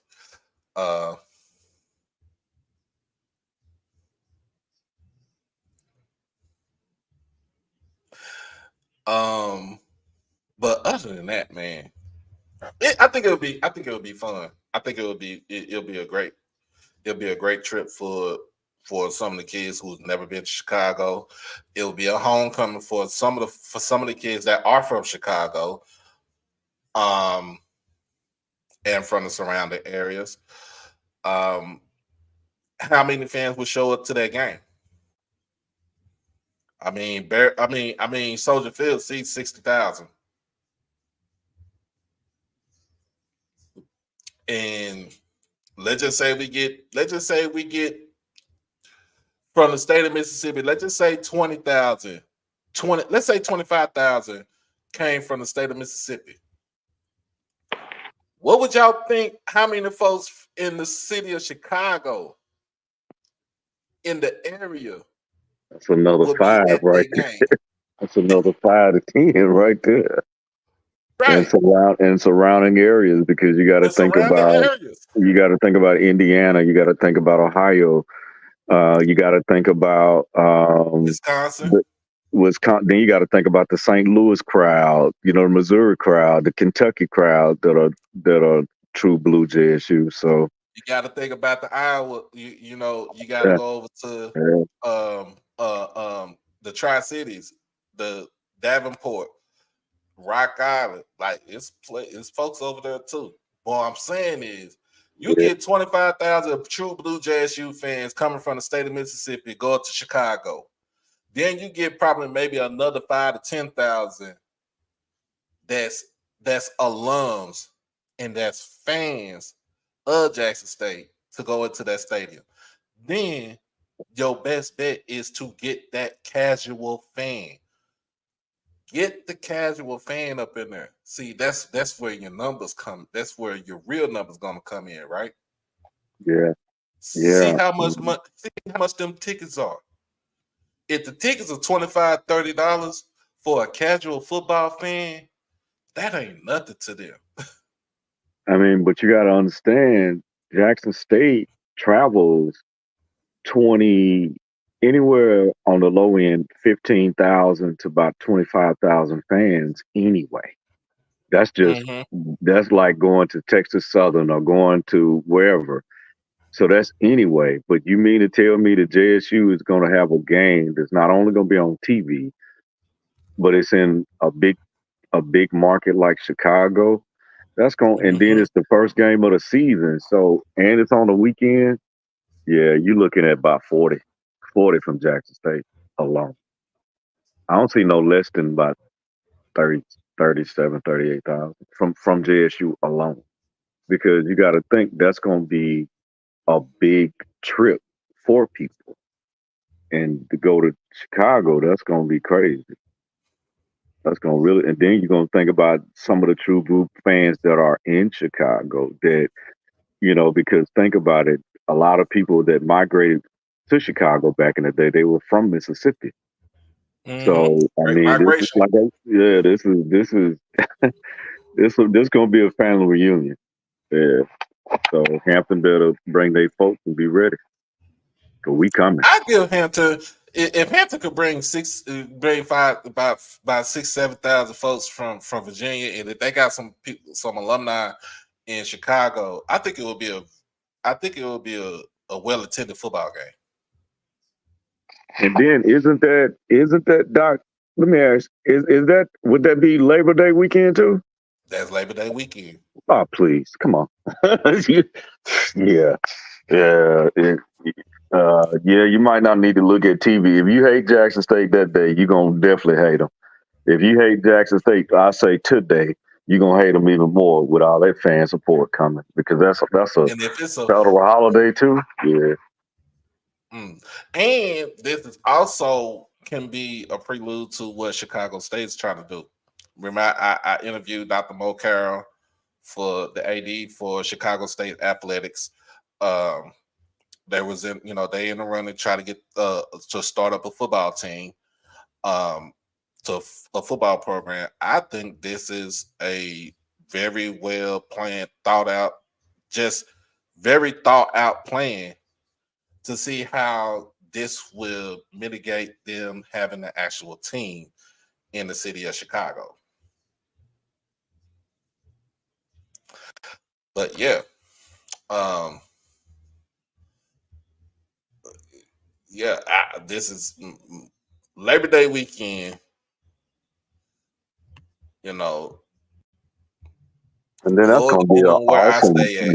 That's probably going to be an awesome recruiting tool for HBCUs that weekend as well, because being that it's going to probably more than likely be a classic, they're going to have all those forums and symposiums and balls and parties and golf tournaments. So it's going to be pretty good. Mm-hmm. So yeah, I think this is going to be very, very interesting. Like I said, it's very interesting. But let's get back to some MEAC and the CIAA. But we've already said people feel like Central is going to win the conference. Howard says y'all folks some haters, and we gonna come into the season pissed. Morgan says, hold my beer. We got a team that might actually could score more than 15 to 16 points a game. What a hoop. And then South Carolina State says we got Black Thanos in Orangeburg.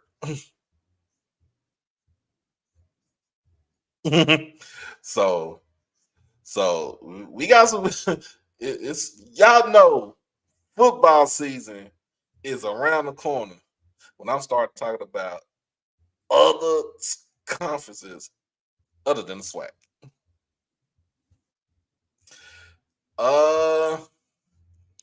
Who is my pick? Let's see. I think my pick. I actually had Morgan winning the conference. If they can score, I put it like this: with the defense that they got, and hopefully Taj Williams is, if he's the actual quarterback for this season, if he had improved this year from last year, on top with the defense that they got, I think Morgan can take the conference. But do I eliminate Howard? No, because they are the reigning defending MEAC champions, right? Do I take away from Central? No, because them boys had the conference in the chokehold for like the last 2 years, for like the last year and a half. But they lost to Howard. They went to the playoffs.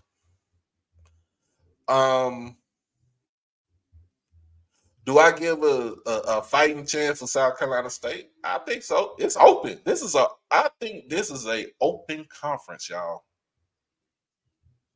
I think it's open for the taking.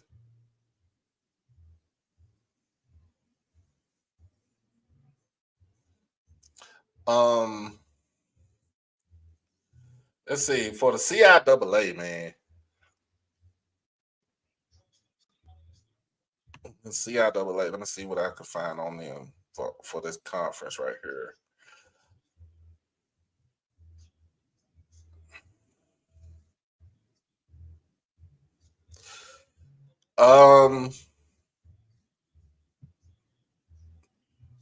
For the CIAA conference, the Virginia State and Virginia Union have been almost basically 1 and 2 the last few years in the conference. And it's been since Damon Wilson left Bowie State to go to Morgan. But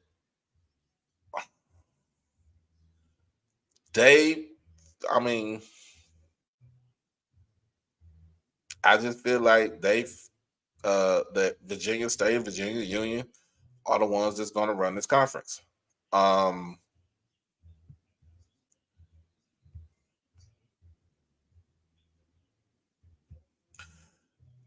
But do I see anybody else stepping up? I think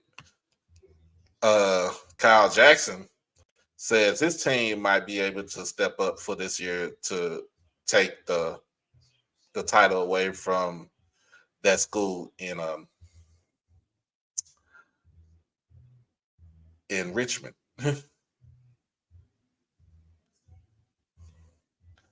Now, for this season, you won't. It will be an 11 team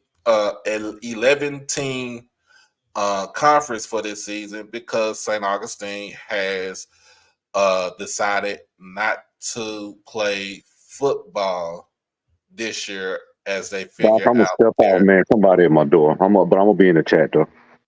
Go ahead. Uh, they've they want to get their financial affairs in order.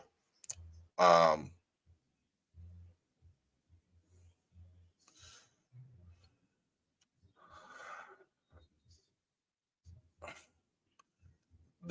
I feel like there are some teams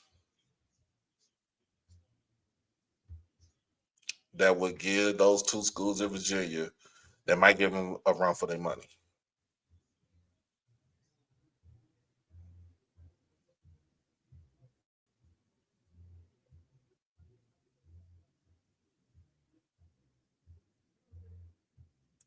Oh, appreciate you, Mr. Lawrence. This is the last season where there are 4 conferences in Super Region 2. Next season, the Carolina Conference will be in Super Region. The CIAA may be moving back to Super Region 1. Oh, appreciate you. That helps us. That helps the CIAA immensely, especially when it comes to the seeding in D2 playoffs.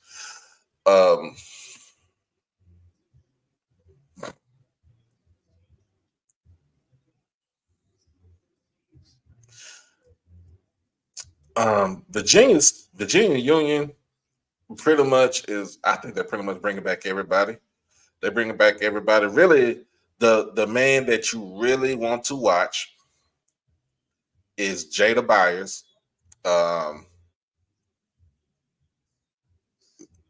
the one he rushed for almost 2,000 yards in 22 and basically led the conference in rushing last year. So he is. This is his last season at Union. We talking about a gritty 5 foot. They say he's 5'7", but I think he's like 5'6" on a good day.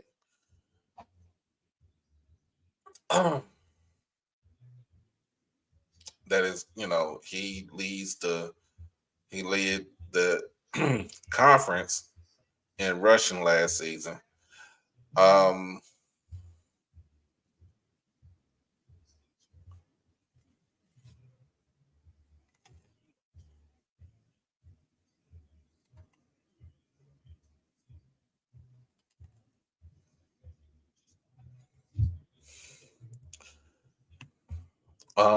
First of all, I just got some good news, man. Just came on my horizon. Shout out to Jeff Lightsey, y'all. My man is a father. Shout out to Jeff Lightsey. He is a father, y'all. Appreciate that, man. Congratulations, bro.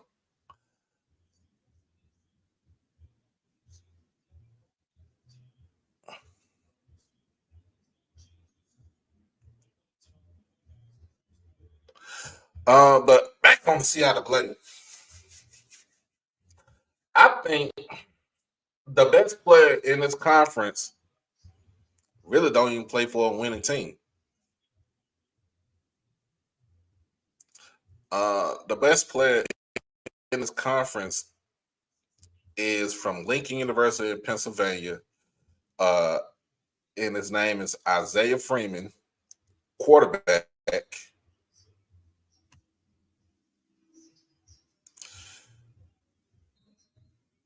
And he's only a I think he's a junior. If he's a junior this year, no, he's a sophomore, redshirt sophomore this year. So Isaiah Freeman, the standout QB, is the heart of the Lincoln's offensive resurgence, alongside dynamic playmakers like Malachi Langley and Zaire Tart. Freeman is set to lead an electrifying offense against their CIAA foes.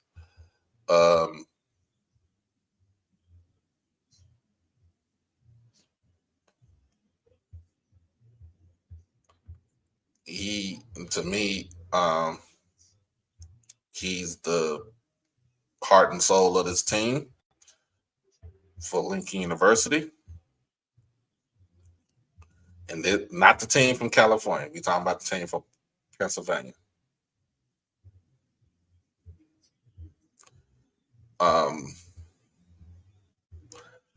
I think they got them. I think in the preseason poll, not preseason poll, but preseason standings, I think they got Lincoln ranked what, 6th or 7th in preseason rankings. I'm looking for them to surprise some folks this year.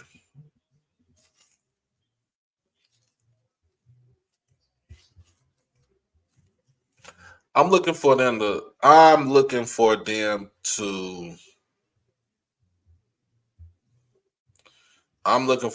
surprise some people, some teams this year.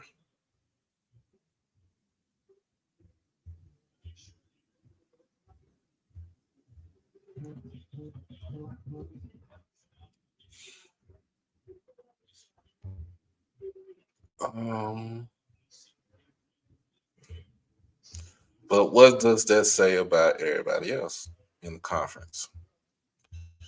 A surprise team last season out of this conference is Johnson C. Smith. They ended their season at 7-4 and were invited to the inaugural Florida Beach Bowl last season.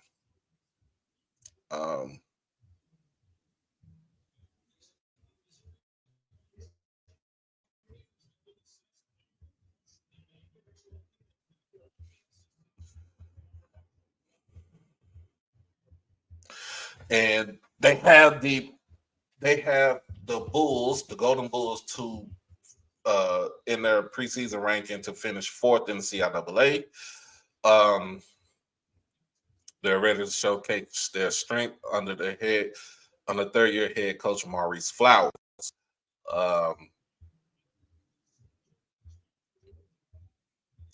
Coach Flowers feel like that they're on schedule to break out this season. The 7-4 record was pretty much the best record that they had in the last 12 years. And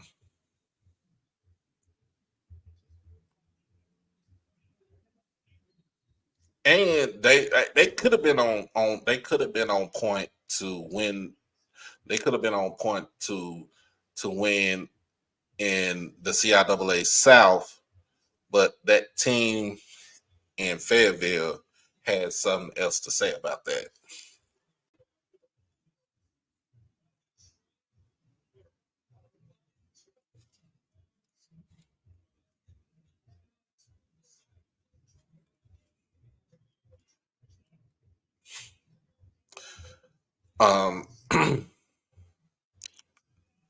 So the best thing about for this season for Johnson C. Smith is they have 5 conference games at home. That gives them an opportunity. They don't have to be on the road a lot this year. Well, it's half and half because they only play 10 games in Division II.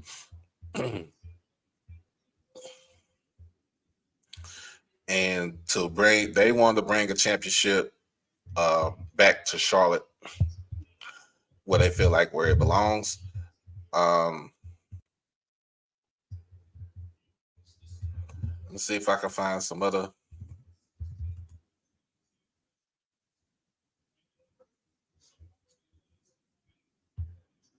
There we go. Find some other things up here.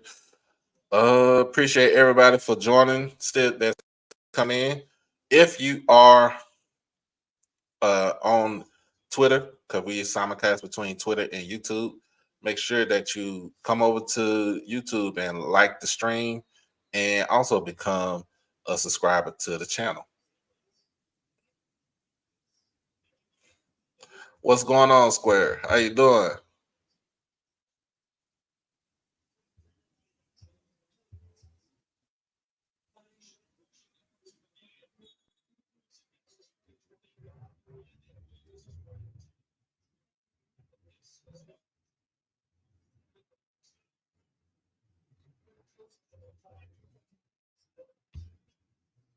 Ooh, man, Mr. Lawrence, you coming in the clutch for me today.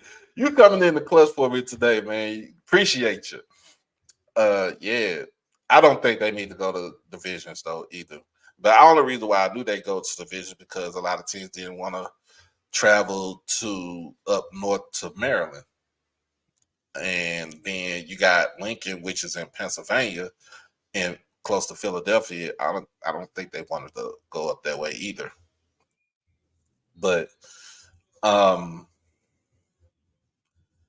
it really doesn't hurt anybody. But it's North Carolina, Virginia, Maryland, and Pennsylvania. That's in the conference. So it's too much, not too much of it. It's not too much of a travel right there. It's not too much of a travel. Oh, I forgot. They got to go to West Virginia. They got to go to West Virginia. So to Bluefield State. I think that's the furthest teams would have to travel.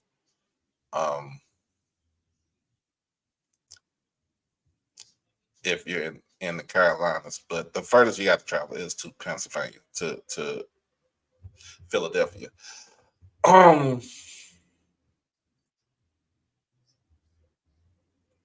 The GSC lose top teams. GSC. Oh, that's Gulf South Conference. That's West Florida.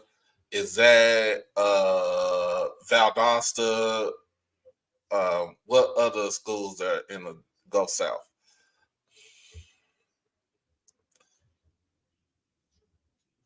So as what we see here,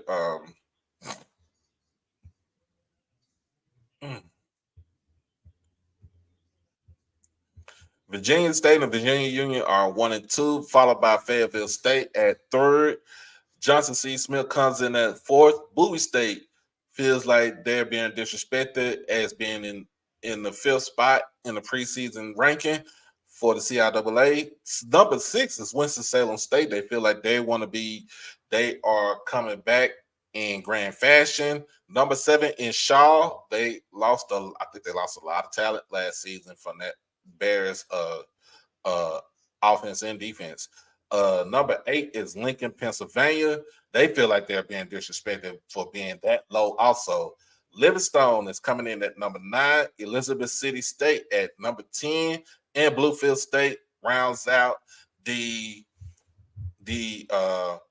order of finish in the CIAA. Of course, when number 12, it would have been St. Augustine's University. But like I said, they canceled football to focus on their financial situation. Preseason teams coming in, like I said, preseason team coming in at tight end is Kalen Carver from Virginia Union. Offensive lineman is Michael Todd from Fayetteville State. Jamari Moyer and Matthias Nielsen from Virginia Union. Darius McDuffie from Winston-Salem State, and rounding out is Bruno Owunziar. Sorry if I butchered your name, sir. That is also from Virginia State. Wide receivers is Malachi Langley for Lincoln, PA. Alshon Belcher from Shaw. And let me see where.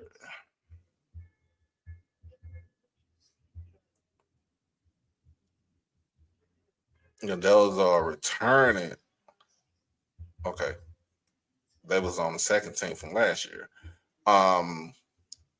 Quarterback is Isaiah Freeman from Lincoln, PA.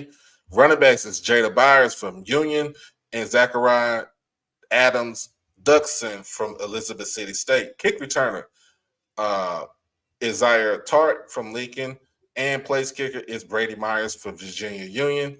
That is first team offense. First team defense consists of Isaac Anderson from Union, Savion Gibbs from Shaw, Kamar Kyle from Winston-Salem State, and Jalen Norris, who was at Bluefield State but transferred to Winston-Salem this past year. Also, coming in on the linebacker spot is Benari Black from Johnson C. Smith, Shamar Graham from Virginia Union, and Jaden Eccles from Livingstone. Coming in at defensive backs for the first team is Kobe Merritt from Fayetteville State, Justin Fleming from Winston-Salem, Devin Williams from Bowie, and Jahad Green from Lincoln. Punt returner is Larry Hackey from Virginia Union, and punter is Josh Boyd from Fayetteville State. So y'all make sure y'all keep an eye out on some of these players. For the simple fact that the CIAA has their contract with HBCU Go, so you can watch them anytime on that network right there. But I feel like in the end, it's gonna come down between Union and Virginia State. My sleeper team for the CIAA is basically from last season, Johnson C. Smith. Now, does that take away from Fayetteville State of what they have done the last couple of years, who have been running the CIAA South for the last 2 years? No. But it's going to be something interesting to see because Johnson C. Smith and Fayetteville State do play each other. I got to see when they play each other, but they will be playing each other sometime this season. Okay, you said, Lauren, you said Shorter and Chawan leaving the Gulf South Conference for the Carolina Conference. GSE will be down to 5 teams. Wow,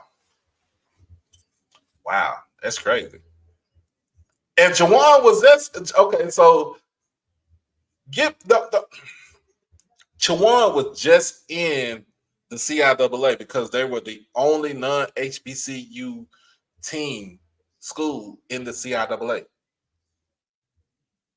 They leave for the Gulf South Conference and they go to the Carolina Conference. They should have just went to the Carolina Conference from the beginning. And Shorter. Shawan should have went to the Carolina Conference from the beginning.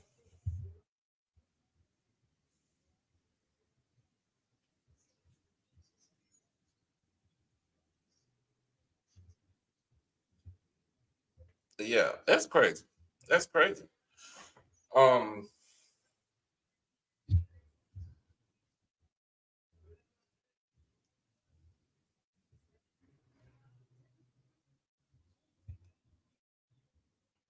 But yeah, man, look, congrats to my man Jeff and his wife on the beautiful baby boy.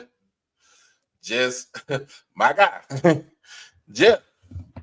If you listening for you being a new parent, your sleep schedule is null and void, sir. You don't go to sleep when the baby don't go to sleep when you go to sleep. You go to sleep when you just have time. The baby is going to run your life for the first year and a half. All right. All right. So it's time for, just go ahead and just try to figure out how to have some sort of sleep time for your child, for your baby, for your newborn. Um, it works wonders. It'll work wonders. All right. So, but other than that, sleep. Don't even think about it. Sleep is another word for I'm just laying down on the couch.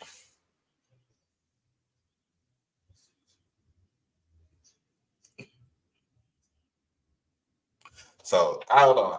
In fact, I got something for you. Hold on.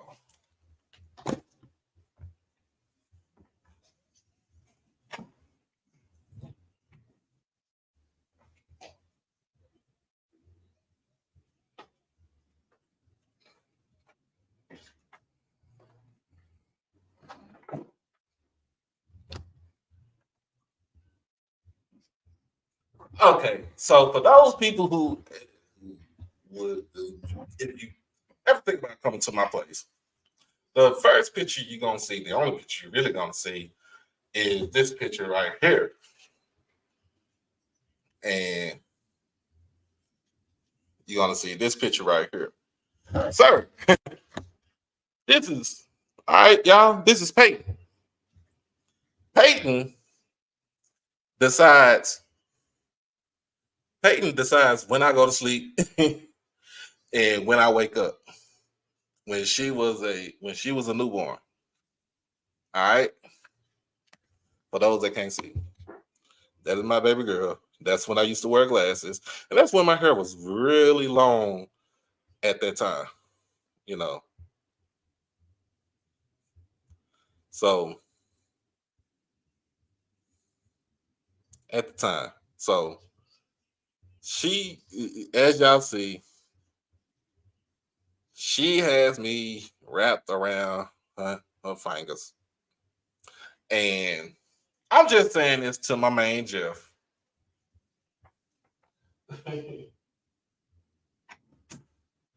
You, my guy, ain't gonna have no life.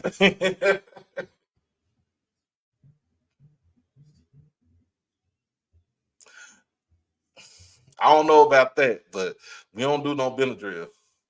I don't. Well, with my baby girl, I do Benadryl. She's allergic to a lot of things, so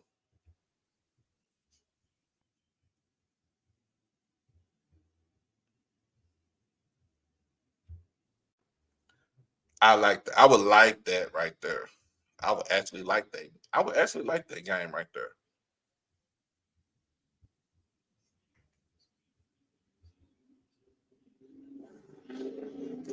I would actually like that game. A Union versus State game. Mm. And then you got one of the best. You got two of the best coaches in that conference, and Dr. Henry Frazier with Virginia State, and Coach Alan Parker with Virginia Union.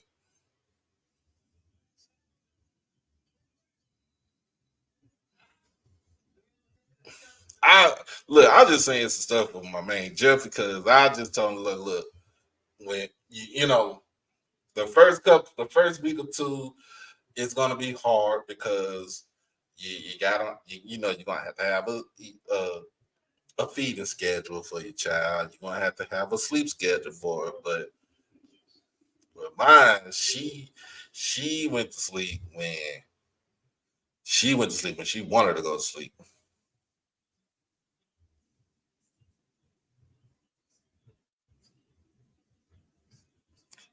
Dr. Alvin Parker with Virginia Union and Dr. Henry Dr. Henry Frazier third.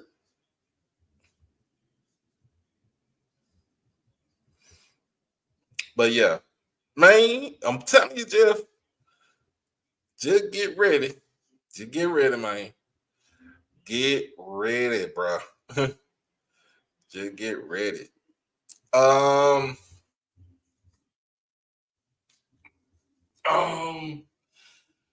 let's see what else we got, man. We got. I mean, it's Saturday. Yeah, if y'all watched, if you was on last Saturday, remember Timona said she was taking a sabbatical from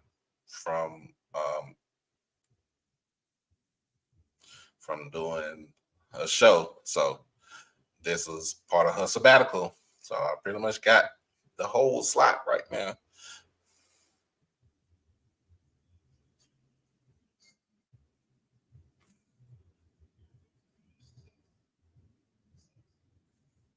Bruh, my ex-wife was like, make sure she is breathing. Oh, she's breathing.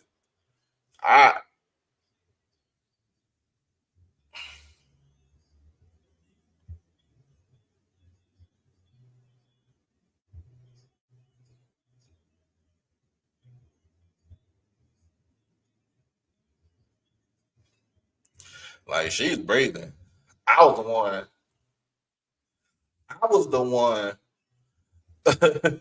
I was the one, y'all. With my daughter, both of my girls, it didn't matter if they were infants or they were like 1 or 2 years old. Both of my girls, I used to have my girls sleep on my chest. Like seriously. Seriously. I used to have my girls sleep on my chest. And that just let me know that shit, you little Negroes are breathing. I know when you move, I move. And it's time for both of us to get up.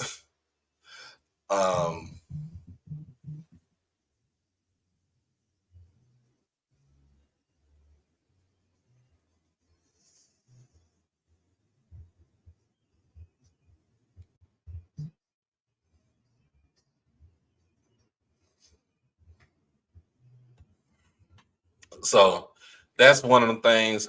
That's one of the things I used to do. Especially Peyton. Peyton was. I'm gonna be honest with you. Both of my girls were, when they were born, they were 6 pounds.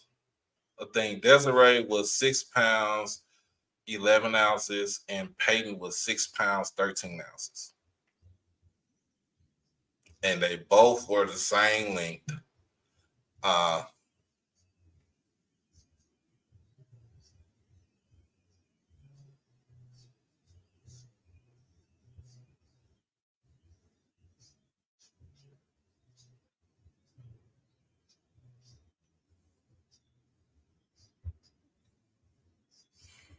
So I was lucky enough to have two healthy girls, 13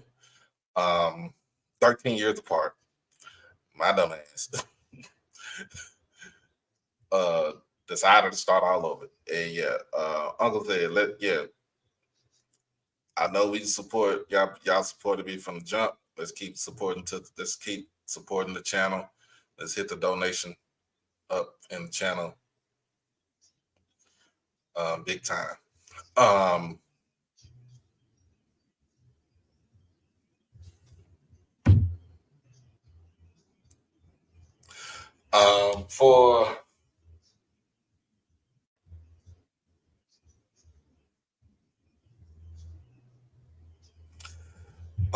For those who want to know what some other things I'm going to be doing, I am going to be covering some high school football here in the North Texas region. I can't do the whole state because it's damn near 1,500 schools in the state of Texas. And I don't think I want to go to a country ass town like Strawn or something like that to go see some 6-8 to see 6-man football, which I think is very interesting though to watch if you really think about it. 6-man football, It's basically like flag football with pads and a helmet.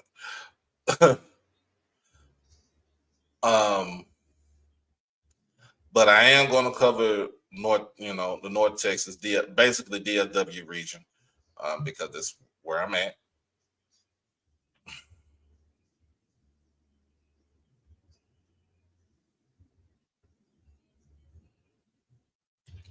So for those who don't know, if you ever live in the state of Texas, you gotta be able to get this book. Actually, this magazine. It is the Dade Campbell's Texas Football Magazine, and basically it has over 1,500. You talk about we talk about all the universities. It goes from, I'm telling you, it goes from your Big 12, because it's all about Texas. Basically, it go the Big 12.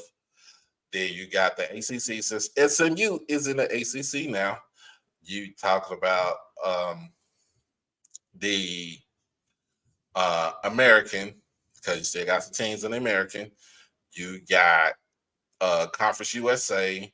Then you talk about the SWAC, talk about the Southland, United Athletic Conference, the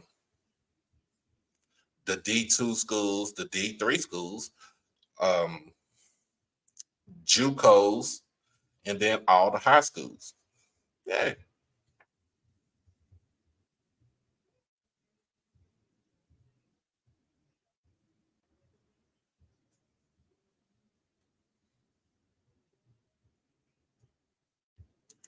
Oh, I'm always going to drop my top 10 poll. I don't care what anybody say.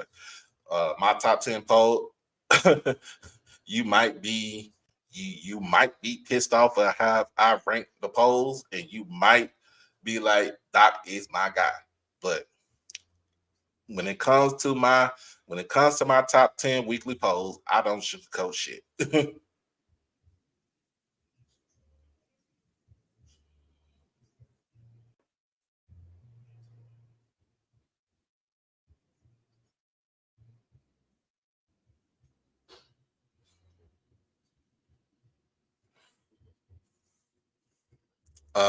Friday Night Lights. Oh yeah, that Mr. Emmett, Uncle Emmett done gave me an idea. Friday Night Lights. Oh, with Doc Holliday. Hey, in fact, I'm about to make a banner for that now. And well, not a banner, but I'm gonna make a overlay for that, to be exact. Let me see what we got. Who done sent me some coins? EA done sent me $5, man. That's an EA move right there. Appreciate you, my brother.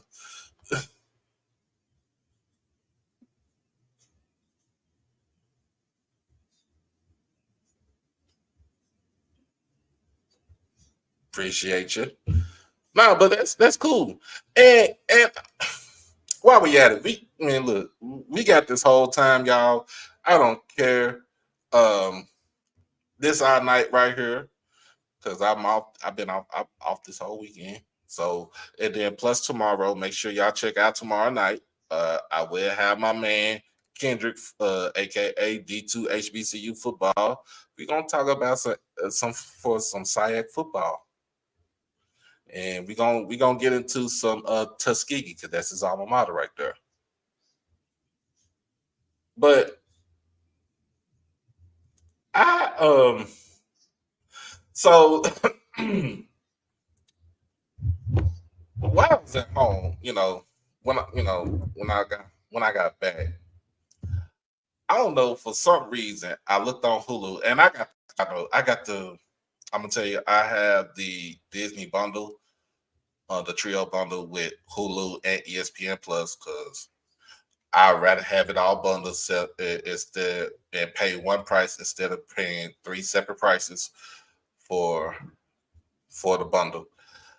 Um, so I watched it. I ended up finding the 30 for 30 about the 1988 Carter High School football team. If you haven't watched that 30 for 30, it's called What Carter Lost. I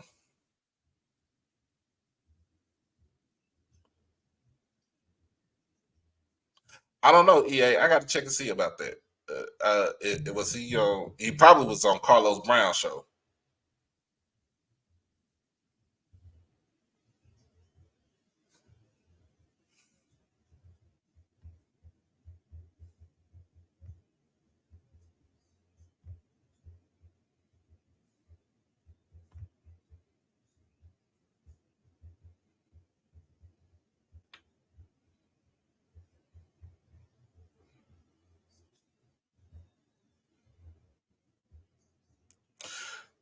Um. Okay, so he was on Jaguar Journal. Shout out to Perry White, Jaguar Journal. Courtney Lyles. Oh, he was ex Jackson State football. He's down in Southern now.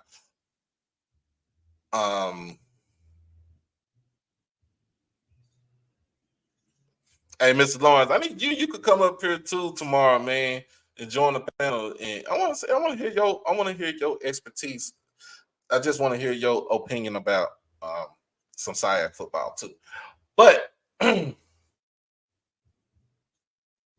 but I watched What Carter Lost, and if you ever came to Dallas or was just in Dallas in the 80s, right? Because I was born in 79, and I remember that whole Carter football team, right? And they were, to me, and this is just my opinion because I watched it, I seen it, I synced it. I had to put some emphasis on that. Synced it. I felt like that they were one of the greatest teams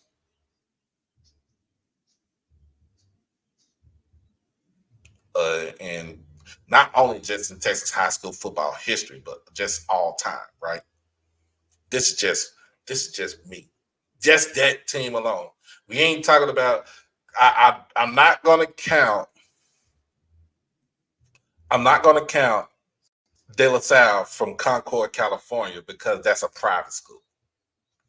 I'm not gonna count Mater Dei down there in LA County, because that's a private school. You know, I ain't gonna count IMG Academy because that's a post-secondary school right there. But what I seen with my own eyes, I feel like the only other two teams around that time in the 80s, right?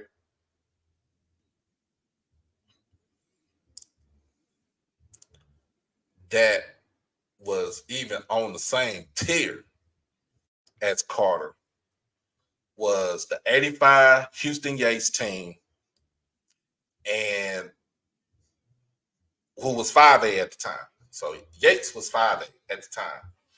And the other team was the 1983 Dangerfield team. That was a Class 3A school whose defense, I forgot how many points they only gave up.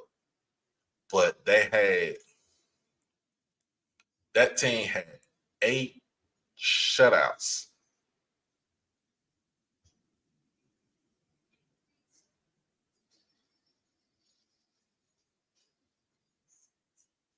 Just thinking about that.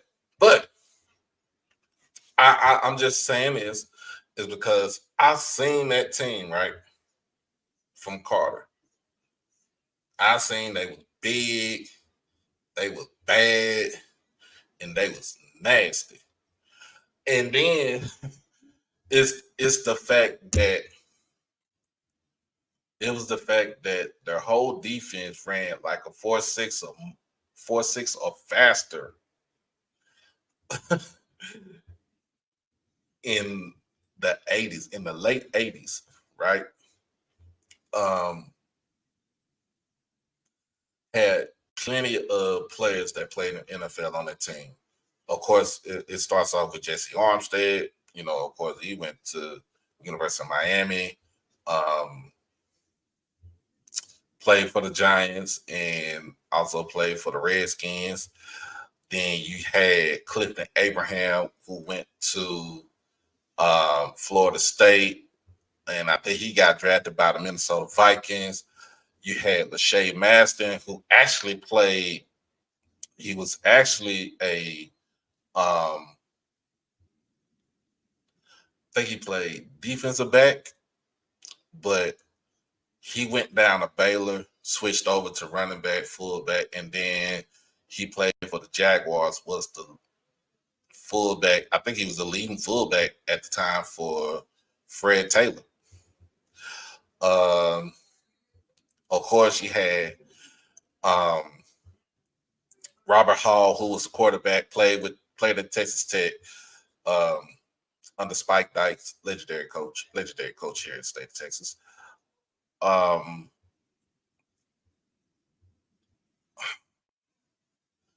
And then you had the ones that at the 6 that went to jail, but they was some damn good athletes. With Gary Edwards, who was supposed to go to Gary Edwards was supposed to go to University. I think he was supposed to go to University of Houston. Derek Evans, he was supposed to go to University of Tennessee. He the one who, if you ever watched it, he signed his letter of intent in a hot tub.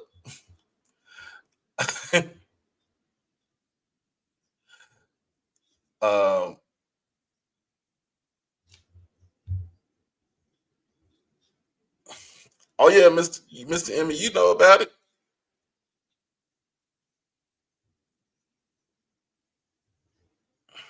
You know about it. Like,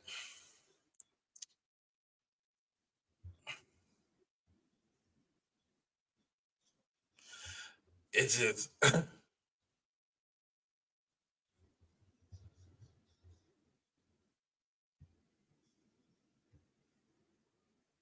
Jimmy Hall. Not Jimmy Hall. Robert Hall was the quarterback. Oh, let's not even talk about this. They had Darren Lewis. Tank Lewis was on that team also, and he even start.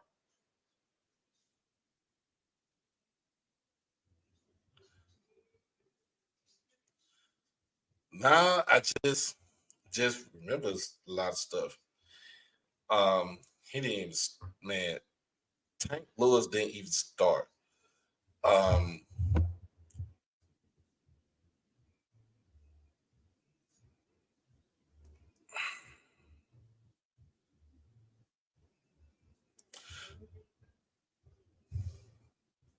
Man, and that defense, y'all, and that defense, they dubbed themselves the 11-man posse because it's like they get to the ball and they round you up.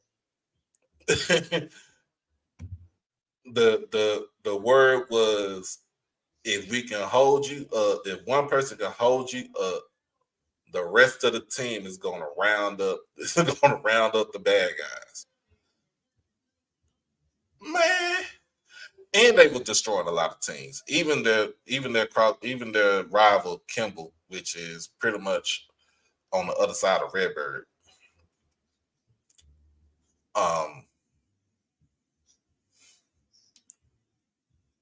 Like they beat Kimba back then. They dogged the mess out of Duncanville.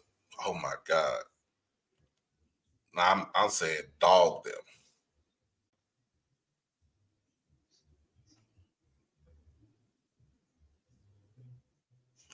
Nah,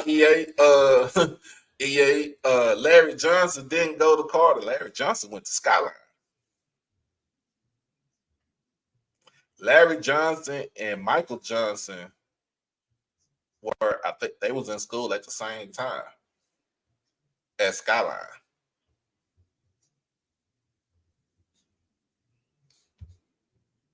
Yeah, you're correct. Texas High School, the quarterbacks at Texas High School was just kind of starting to take its place, y'all. Because they were going away from running triple option, I formation, and basically moving into running plays out of shotgun, and then it started saying spread. So,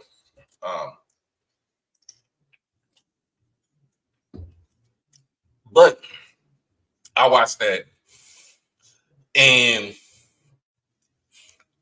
it was week after week during the playoffs where they felt like where they was fighting to see if they could stay in the playoffs because they was getting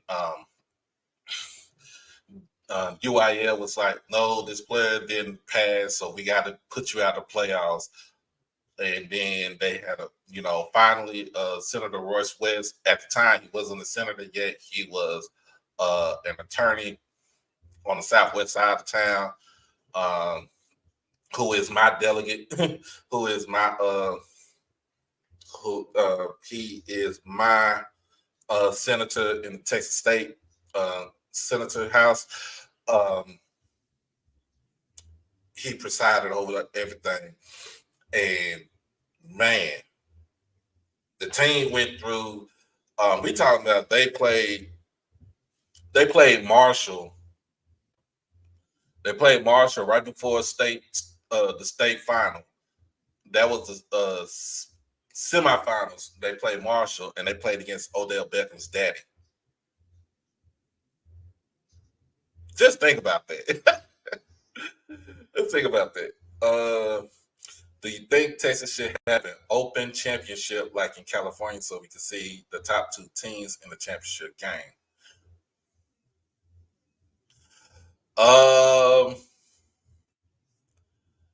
Nah, because it's too many. It's too many teams in the state of Texas, and we're talking about going from 1A, which is basically our 6-man football, all the way up to 6A.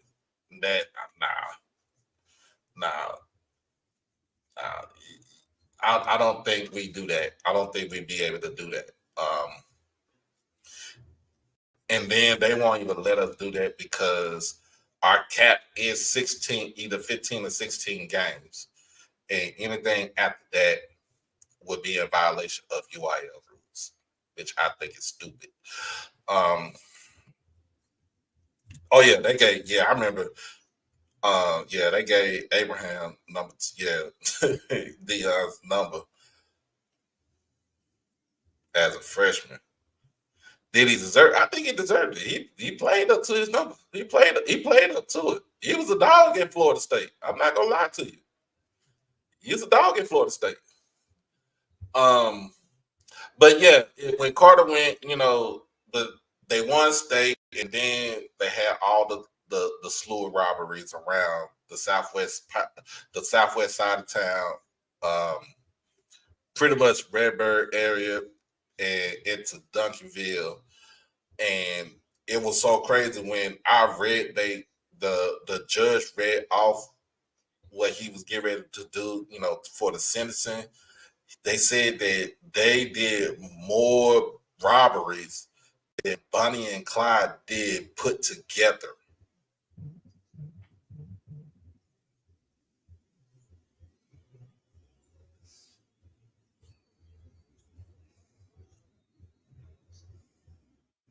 Like they said they had more robberies. Just think about that. A group of teenagers, right? 17, 18 years old. And most of them were seniors, right? They was all seniors because football season's over with. They said they committed more robberies than Bonnie and Clyde put together. That tells you what they was doing and how much they was doing. And if you really think about this, shout out to Uncle Edwin. Uncle Edwin, he stay in Dallas. He in Rockwall. Shout out to you. But he know if you ever, at the time, if you ever went to where Carter High School is, back in the 80s, in the early 90s,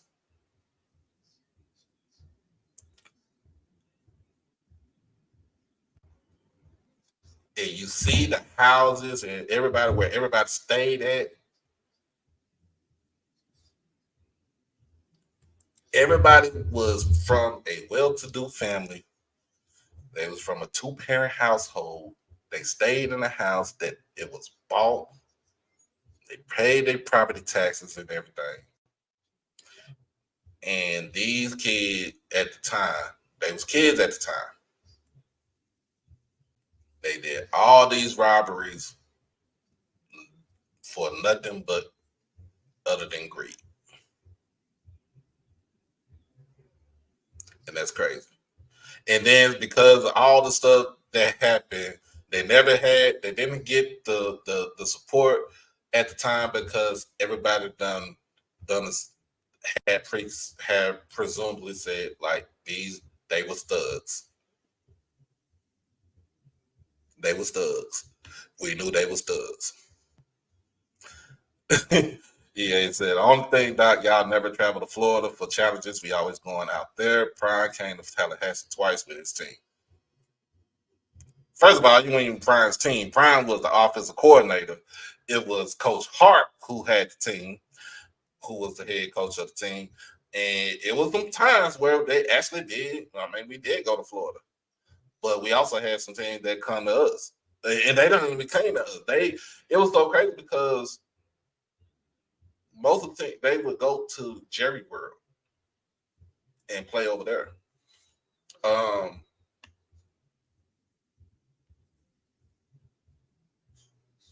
Yeah, but yeah, Carter was middle income.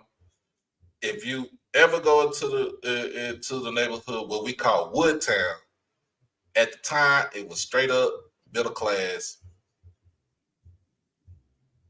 and it was straight up greed, like straight greed.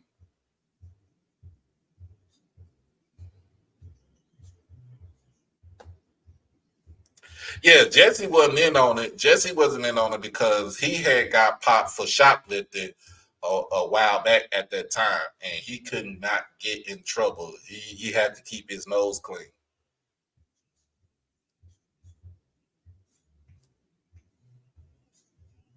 He had to keep his nose clean. Yeah. And then another thing that came about that I seen from from my um, that just came to me was the fact of it was a question that was posed. And it was a poll.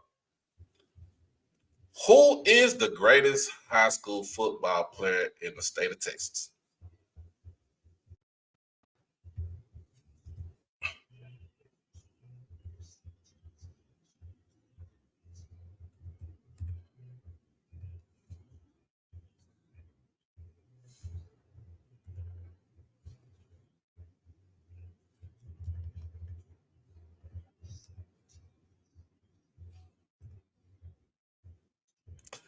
Let's see if I can find it on.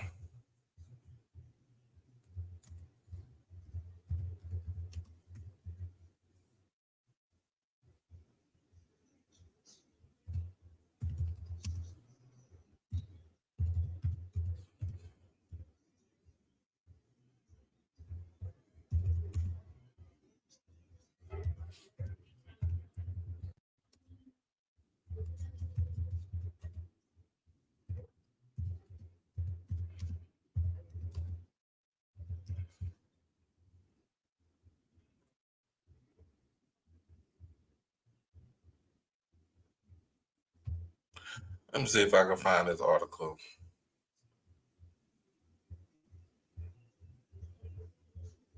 There you go.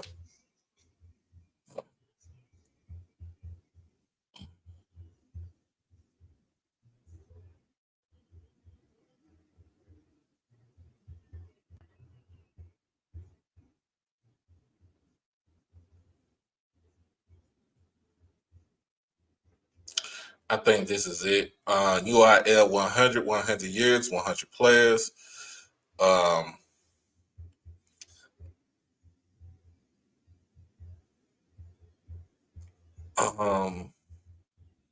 Somebody said that, of course, Kyler Murray is the best player, is the greatest player to come out of the state of Texas for high school football. And I can't really, I mean, I can say it because look, I watched Kyler. I watched him. He didn't even, I'm gonna tell you when Kyler started. So I went to, okay, of course, I went to Cedar Hill, y'all. It was the year, it was 20, trying to figure out when did Kyler graduate? I think Kyler graduated 2015. Let me see. It's always on the tip of my tongue. But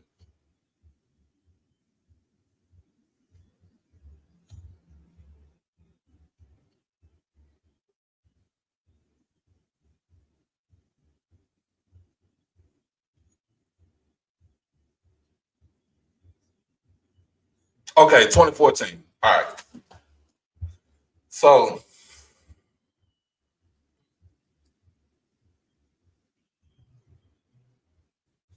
that's right, because he was at A&M, he transferred, he had to sit out at the time.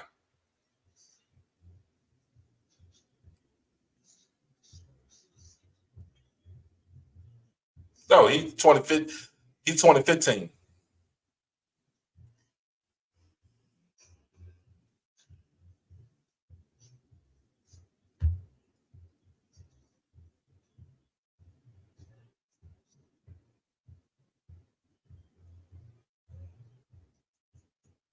Yeah, he's 2015.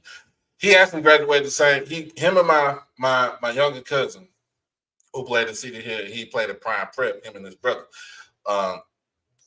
Him and they with the same class. Kyler Murray did not start one time his sophomore year until they took out Oliver Pierce. Oliver Pierce was quarterback, but he was a converted wide receiver / running back. And when they put Kyler in, the man is 42-0. Mr. Emmett. Mr. Emmett. Mr. Emmett. Kyler Murray went undefeated in high school at the highest level, 5A/6A. 6A didn't come into play until 20 came in. We added 6A in 2014.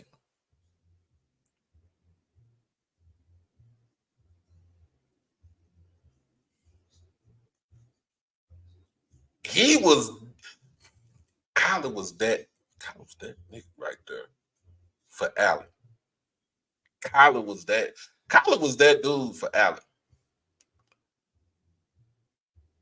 Kyler was that dude for Allen. He went 42-0 and won 3 state titles. He three-peated.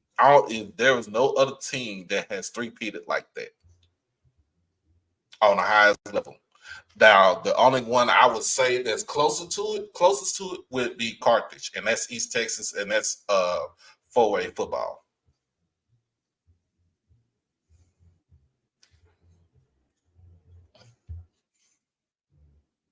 Yeah, so they had Earl Campbell on this list.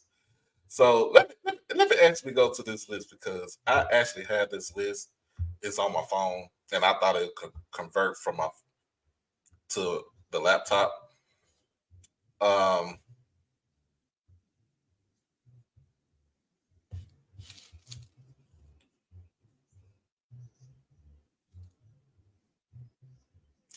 so in fact, I got it.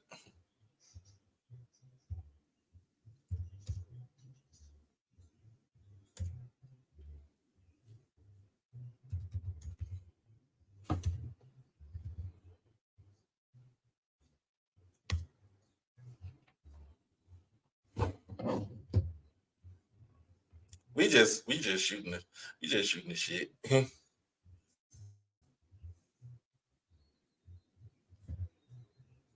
I need to get this magazine too. I gotta find out where I can get it.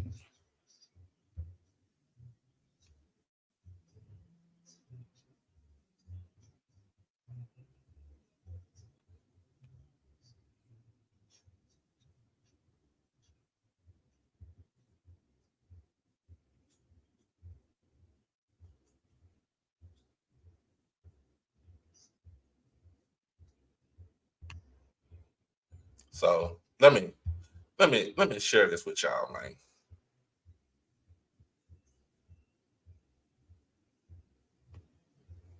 Mr. Emmett, I'm telling you, Kyler was something else.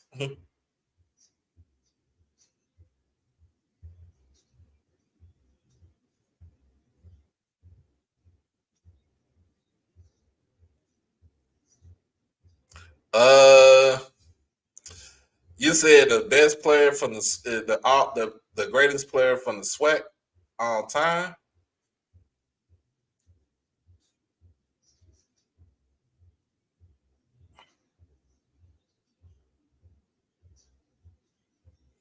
All right, all time, all time favorite, all time greatest SWAC player.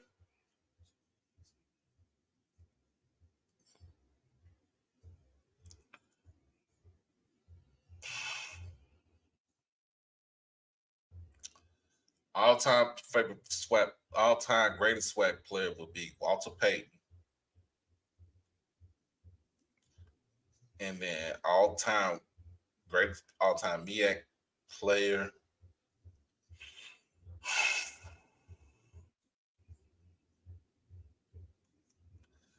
Man, really? I might have to go with Deacon Jones.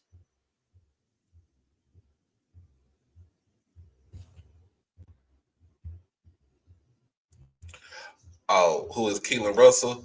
Hey, Keelan Russell is a dog. Keelan Russell is a dog. Keelan Russell is the starting quarterback for Duncanville High School. EA. He a dog. He, him, Caden Durham, and Decorian Moore. They all dogs for Duncanville.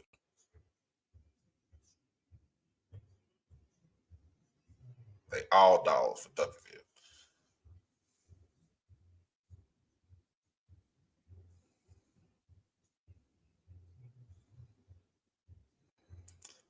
Another crazy question was, I thought it was Walter Payton. I thought Walter Payton was the all-time SWAC rusher before Tillery got it.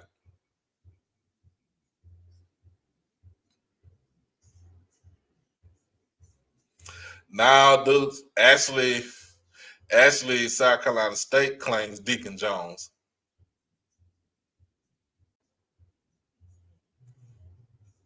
But oh yeah, man, let me go through this, y'all. So they had a poll. Um,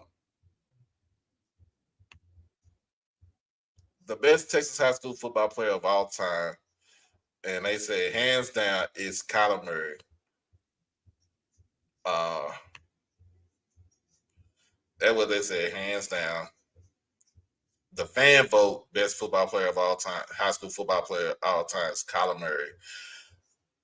Um, main look, He played baseball. He was an all-state baseball player, and then he was the starting quarterback. So Allen went 42-0. Murray went 42-0 as starter quarterback for Allen from 2012 to 2014. He only missed one game, which his team also won. I think that was the one that Oliver Pierce came in. He led the Eagles to 3 state UIL state championships. He was named the Gatorade National Player of the Year as a senior.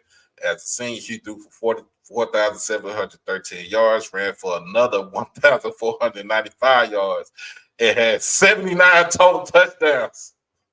My God. Oh, my God. So the 2013 state championship game, that's the game they played against. Who was at that game? Was it Houston? Was it Houston Lamar? Or was it Pearland? Yeah, it's Pearland. So against Pearland, the main was 11-14, 4 touchdowns, 280 yards, 188 on the ground, another touchdown, and they beat the brakes off of Pearland 63-28. And then turn around, did almost the same thing in the next season for the state championship game.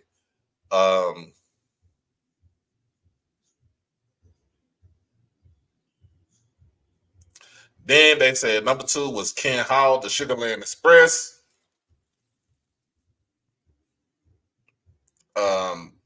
Man, this record ain't. Oh, but it is broken. But Ken Hall had 11,232 yards in rushing in high school. Derrick Henry broke that in 2012. Then turn around, Jonathan Gray. Jonathan Gray had a remarkable career at Aledo, but he had so many injuries when he was at University of Texas.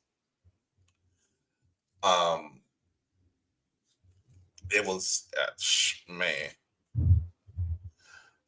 The rest of the poll, they had Earl. Look, Mr. Edward, they got Earl Campbell number 4. They got the Tyler Rose at number 4. Greatest Texas high school football players of all time. Come on now.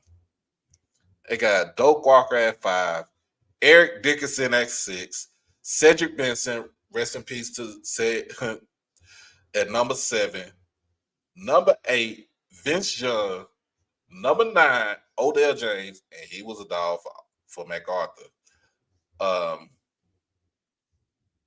And number 10, Drew Brees. Drew Brees went to Westlake.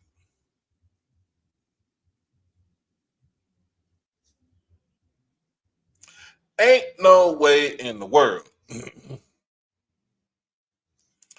Ain't no way in the world that I would have. First of all, no disrespect to Odell James, but he lost in the state championship game to Louisville in 1993. Either 93 or 94. I think it was 93. I actually watched that game. It's on YouTube.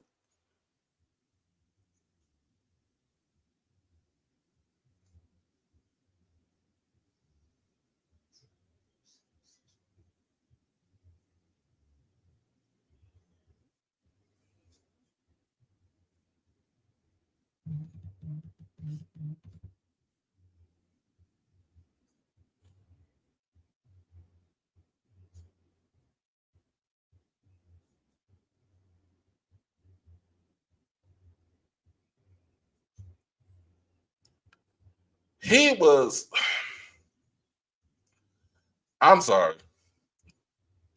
Earl Campbell was the dude. When he was at John Tyler, now just called Tyler High School,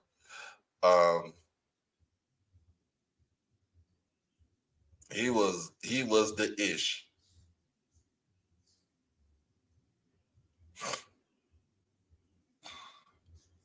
I mean, Doak Walker is pretty much I mean, Doak Walker is him and Eric Dickinson are they are SMU. Doak Walker is famously said that he was the man who built the Cotton Bowl.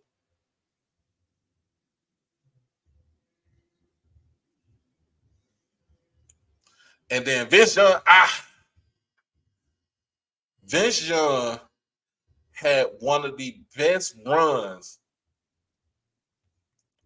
the year that they went to state, but they lost to Lufkin and Reggie McNeil. And Reggie McNeil was a dog too. That team was stacked. Reggie McNeil, Javorsky Lane.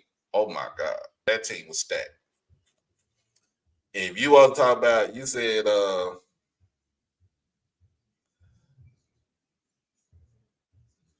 Mr. Edward, you said something about South Lake Carroll. South Lake Carroll had the record for the most consecutive district wins, I think, in the nation at the time. At the time, because South Lake Carroll went from a 2A to a 3A school for when they was 3A for a while.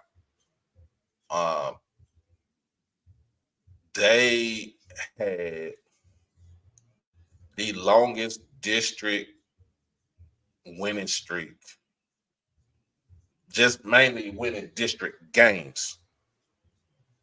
I think at 72. It's a national. I think it was at the time it was a national record.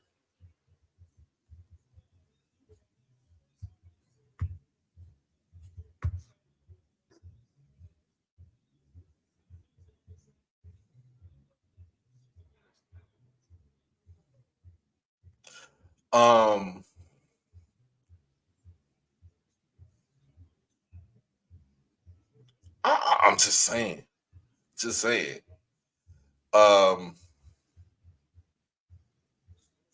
But see, and then, hey, when it came to Carter, that's when you had all the talent that stayed inside the city of Dallas.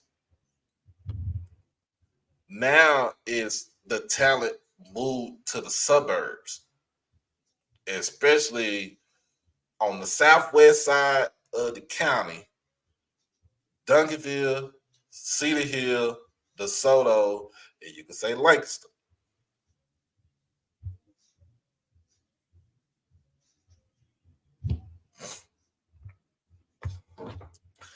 Let me just see let's see what Carroll did.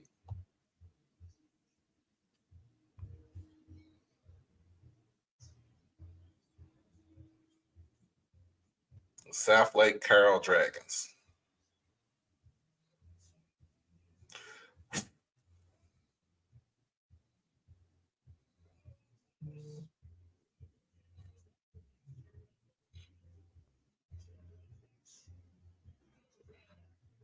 Yeah, and oh yeah, into Mansfield too. I forgot about the Mansfield school.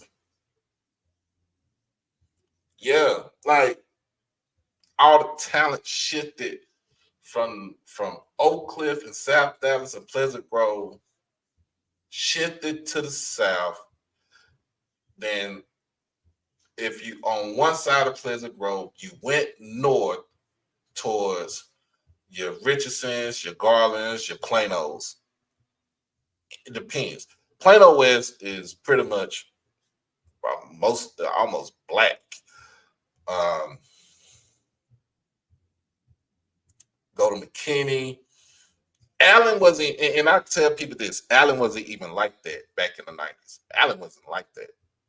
Now they were one of the bigger schools in the state of Texas, but they wasn't like that. They weren't winning no championships like that in the 90s. Their claim to fame came in the in the mid 2000s.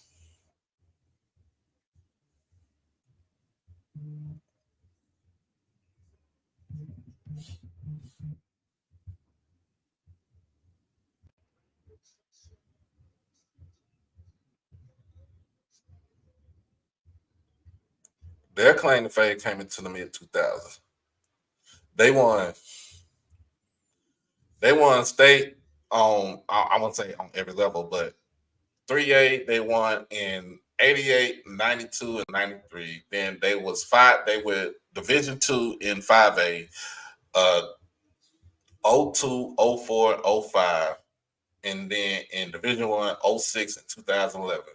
They was runner-ups in 2003 and in 6A Division 1, 2020.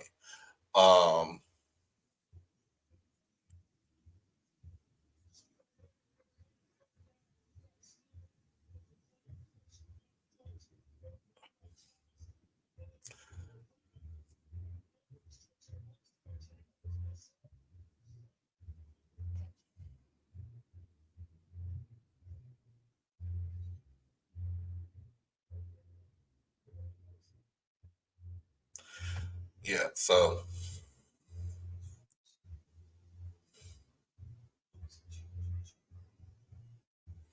they won all that great. 2A, you start seeing them kind of come up. 3A, they went to 3A in 86. Bob Ledbetter was their head coach. The great Bob Ledbetter was their head coach. The Maine went undefeated 2 years in a row. And in that time span, he went undefeated 3 times. And I would say 4 times, because one of the years that they tied, they had a tie in 91. 94 to 97, they went to 4A, and that's kind of when they started to dip in the talent pool, and then they went 4A Division 2.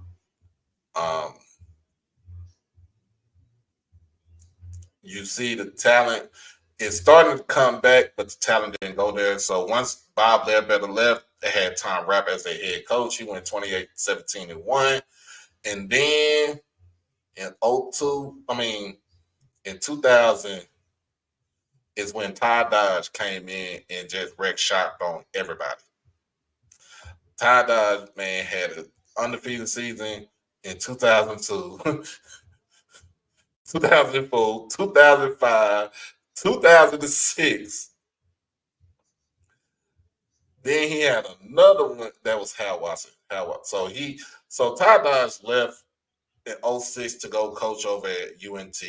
Didn't have great success. Then went back down to Port Arthur, coached down there in PA. Came back. But he didn't come back. But he went back into the high school ranks and he started coaching over at Westlake. Oh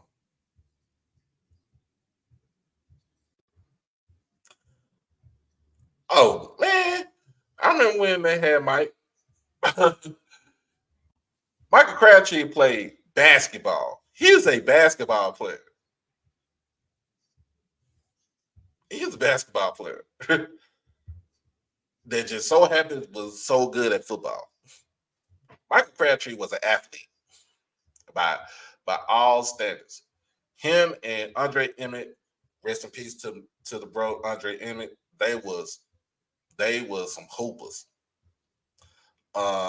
See how Watson came in and had one undefeated man. Look,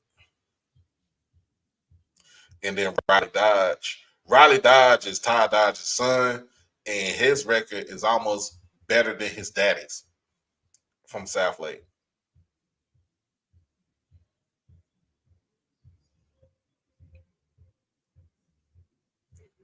Like, seriously.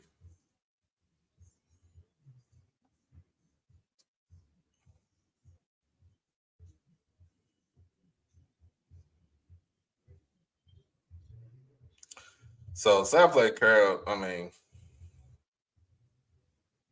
it was one of them schools. They really it only came into this is only South Lake is only 63 years old. So It's one of them schools.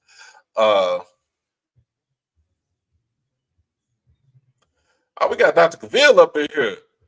We got the general in here. If you want to come in, join on the conversation. We just shooting shit. We talk about Texas high school football here, and we talking about stuff at the conferences and everything, CIAA and the MEAC.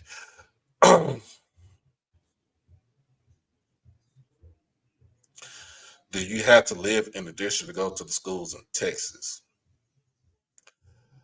Well, if your school is zoned, let's say for the city of Dallas, for DISD, if your school is zoned, if you stay in a school that is zoned that does not have a program like a magnet program, that is the school you go to. Wherever your attendance zone is, you go to that school. So like a player, like a person like like Chris Bosh. Chris Bosh is from Hutchins, Texas. Chris Bosh is closer to Wilma Hutchins than anybody else is. He went to Lincoln High School because they have a humanities magnet school inside of the high school. So, and plus the dude he's literally that smart.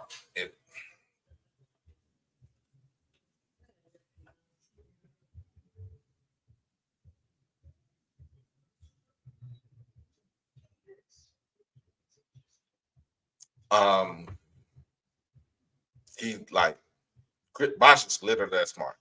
So he went to Lincoln. Same with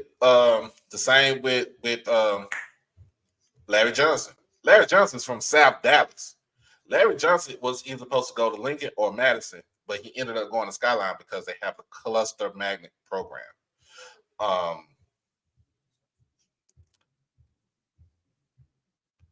Who else was the same way? Kenyon Martin. Kenyon Martin is from my neighborhood. Kenyon Martin is from the Cedar Crest neighborhood at Oak Cliff. He's from my hood. And he was supposed to go to Roosevelt because that was the school that he was supposed to be zoned to. But because he started getting into some issues, getting into some trouble, he got bussed over to Bryan Adams, which is in East Dallas.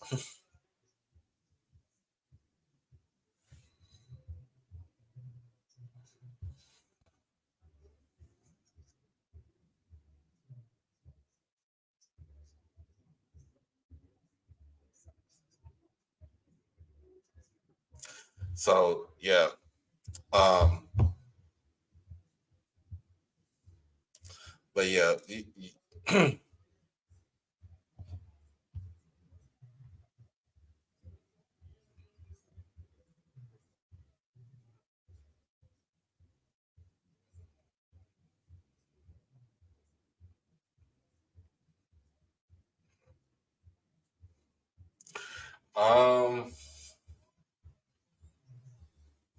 Same with LaMarcus, but LaMarcus actually stayed in the attendance zone where Seagoville is.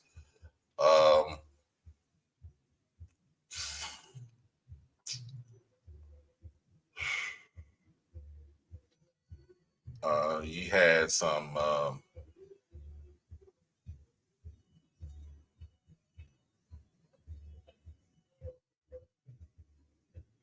yeah, same thing. Same thing here. Like y'all do in Florida, same thing here in Texas.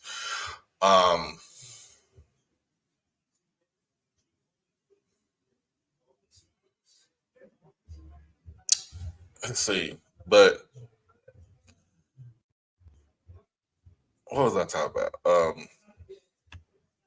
But I've seen a lot of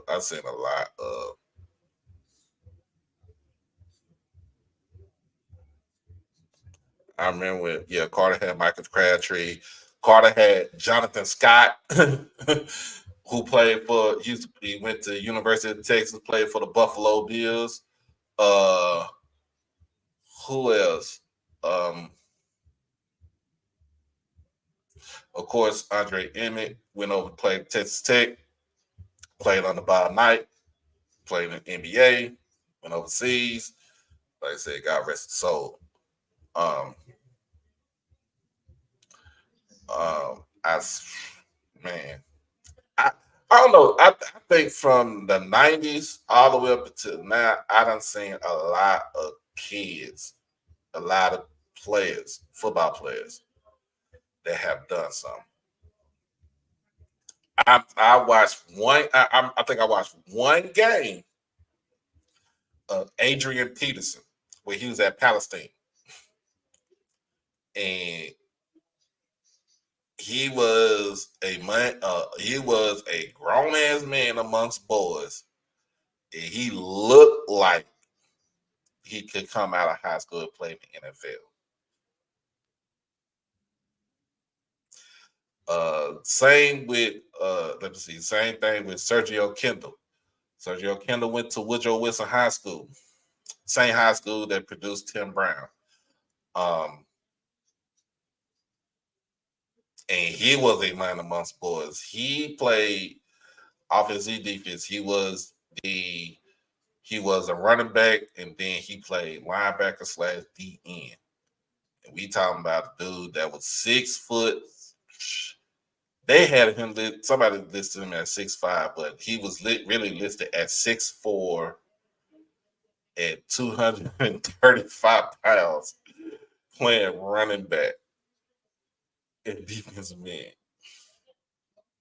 Oh my God.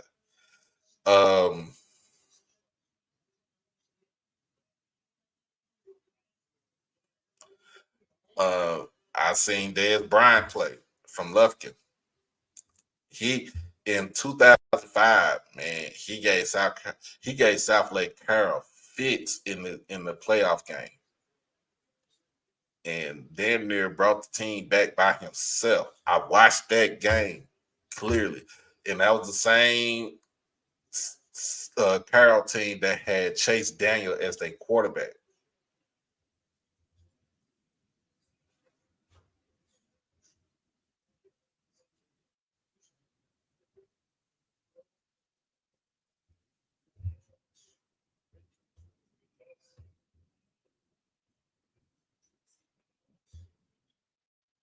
Yeah, that team was man amongst boys. That team was man amongst boys. It's just something about high school football here in the state of Texas that I just, when it comes down to it, I just love it.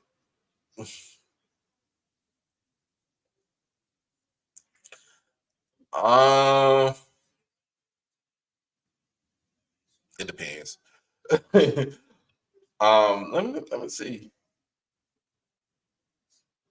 But let's get back to that the all time list.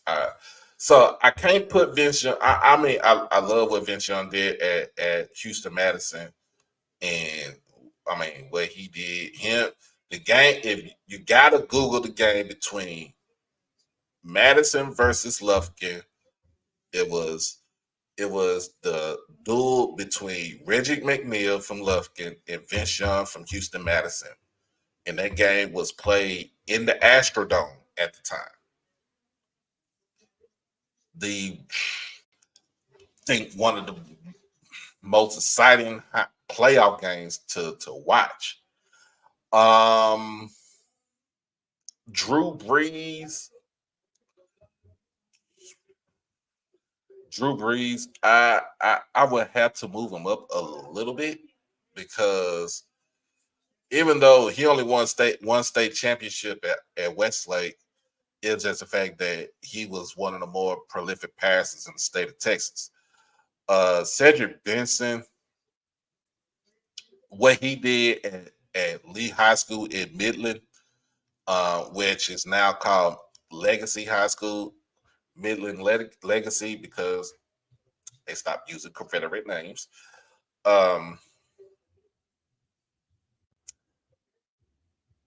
He won 3 state titles.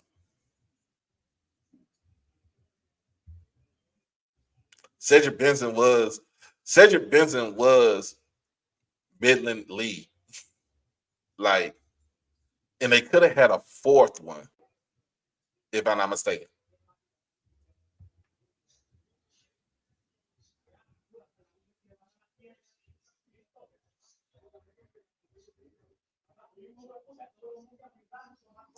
So, man, I'm just thinking about this.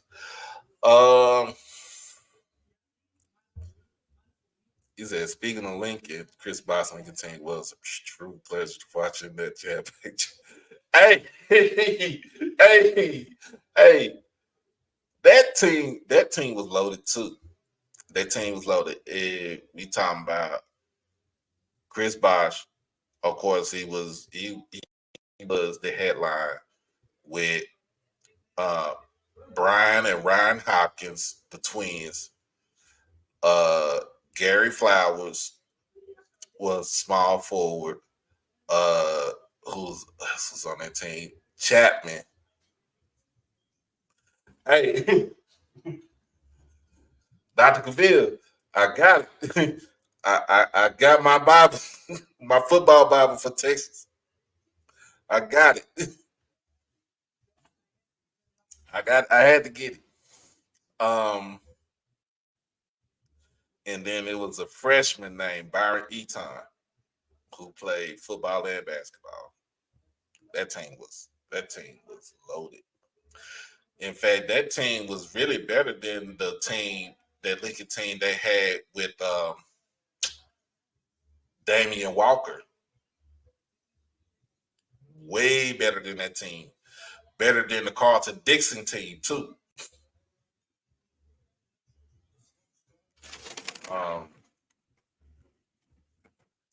Yeah, like we got some teams out here. If y'all want to know more about high school football here in the state of Texas, especially in the DFW area, we got some teams to watch out for.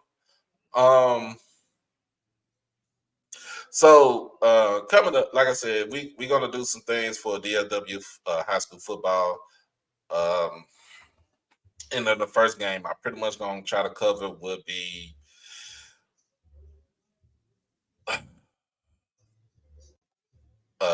South Oak Cliff versus Galena Park North Shore down there in Houston, Texas, August the 30th.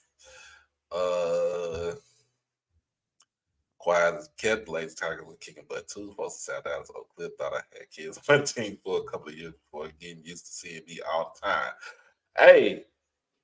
Hey, Mr. Edward, my junior and my senior year, Cedar Hill girls beat Lincoln both times to go to state.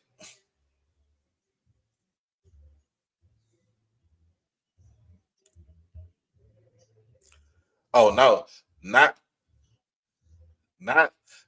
Dan Campbell, Dave Campbell.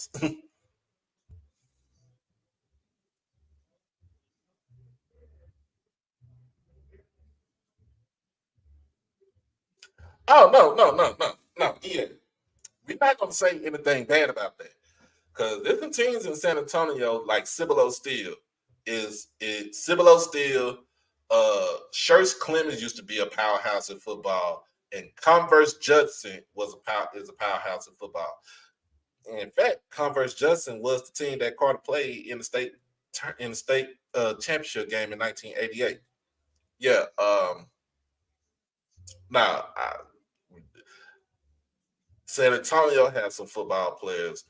Austin, the area now in the city of Austin, depends on what side of Austin you go to. Because where my man Coach Simmons from, that east side, they got some dogs over there with Reagan and LBJ. But when you talk about Austin, you talking about the area. We talking about the area, Austin area. You talking about Round Rock. You talk about Pflugerville. You talking about Cedar Park. What's another Lake Travis? If you go down south a little bit, you go south. You're talking about Hayes Consolidated. and then you go into New Braunfels. New Braunfels is where Cliff Kingsbury is from. And then you go to that San Antonio area. Now, if you go a little bit further south into the valley, you got your McAllens and then your Laredo Uniteds and Cigarroa and everything like that. But they could play good football in the valley, but they just don't get the same recognition that you see in the valley. And then even where Andrew Body from in Corpus Christi, that Coastal Bend, you got teams like Corpus Christi Cal Allen, who is always a threat in the playoffs. Um, you had Port Lavaca Calhoun. You got where Andrew Body went to school at, Roy Miller High School. um, yeah,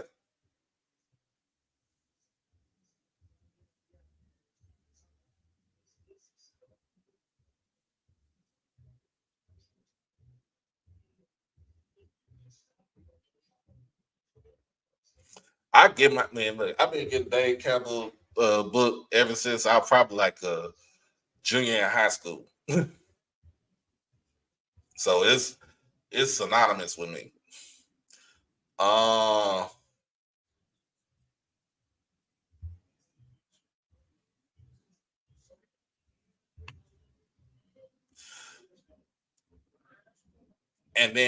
let's not talk about let's you can't forget the Golden Triangle. That's Port Arthur, Beaumont, uh, um, West Orange, Stark, PNG, those places like that, Nederland, um,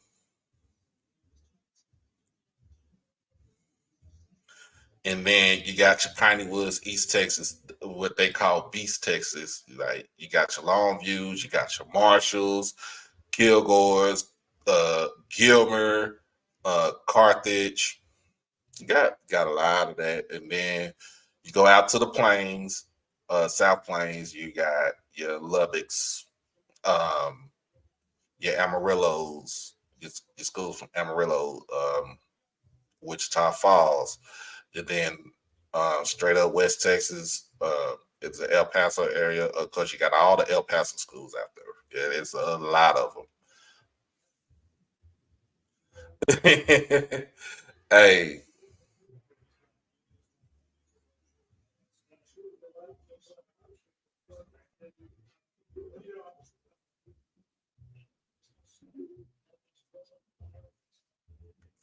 hey, Dr. Cavill know about that Carter High School. Dr. Cavill know about that Carter High School. See, Mr. Haynes, you gotta broaden your horizon. Just not all the way in all the time in South Carolina football and stuff like that. You gotta broaden your horizons when you come on this channel, your horizon's gonna be broadened, man. And then a team from Texas can come to South Carolina and beat the brakes off of y'all. I'm just saying. But again, oh yeah, Yates, 85 Yates team, 83 Dangerfield team. Uh, oof, oof, yeah.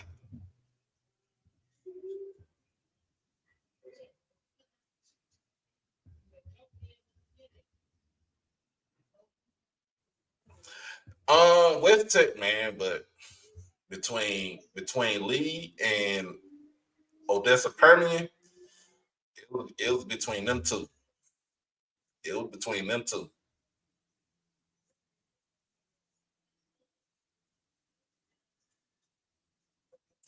But yeah, man, we we gonna start some new stuff up this coming fall for high school football to learn more about where I'm at in the state of Texas in Dallas, particular. Um, um, just I just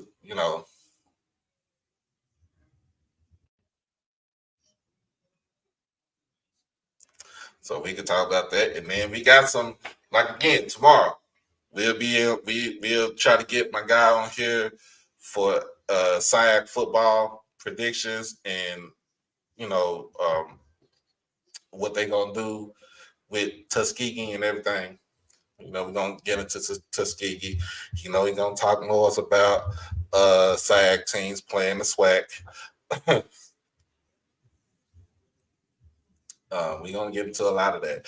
But I know I lost a lot of people when we finished talking about the CIAA, but I had to get my little rant spill out.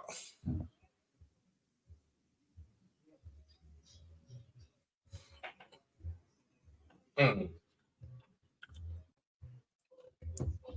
Oh, that's crazy. That's crazy. But other than that, make sure you like, share, comment, and subscribe to the channel and to the show.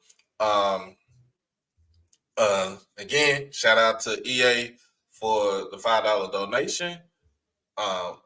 Much is appreciated. Much is obliged.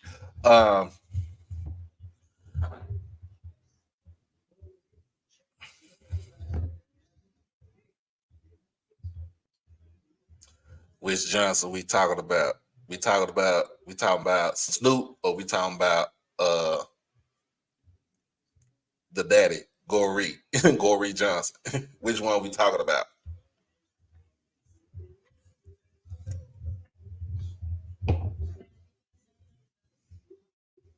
All right. All right. They want to make sure. But y'all, appreciate everybody that's on Twitter right now. We broadcast live between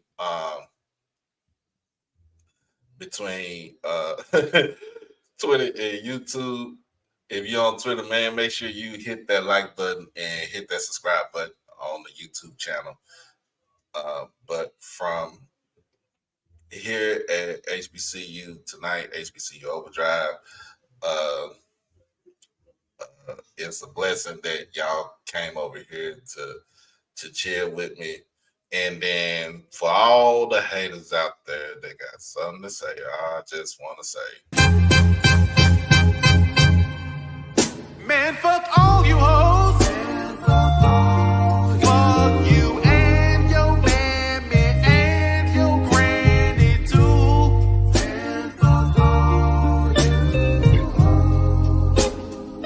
I'm sick of this shit. Fuck all you hoes. Don't give a damn, bitch, what you wanna do.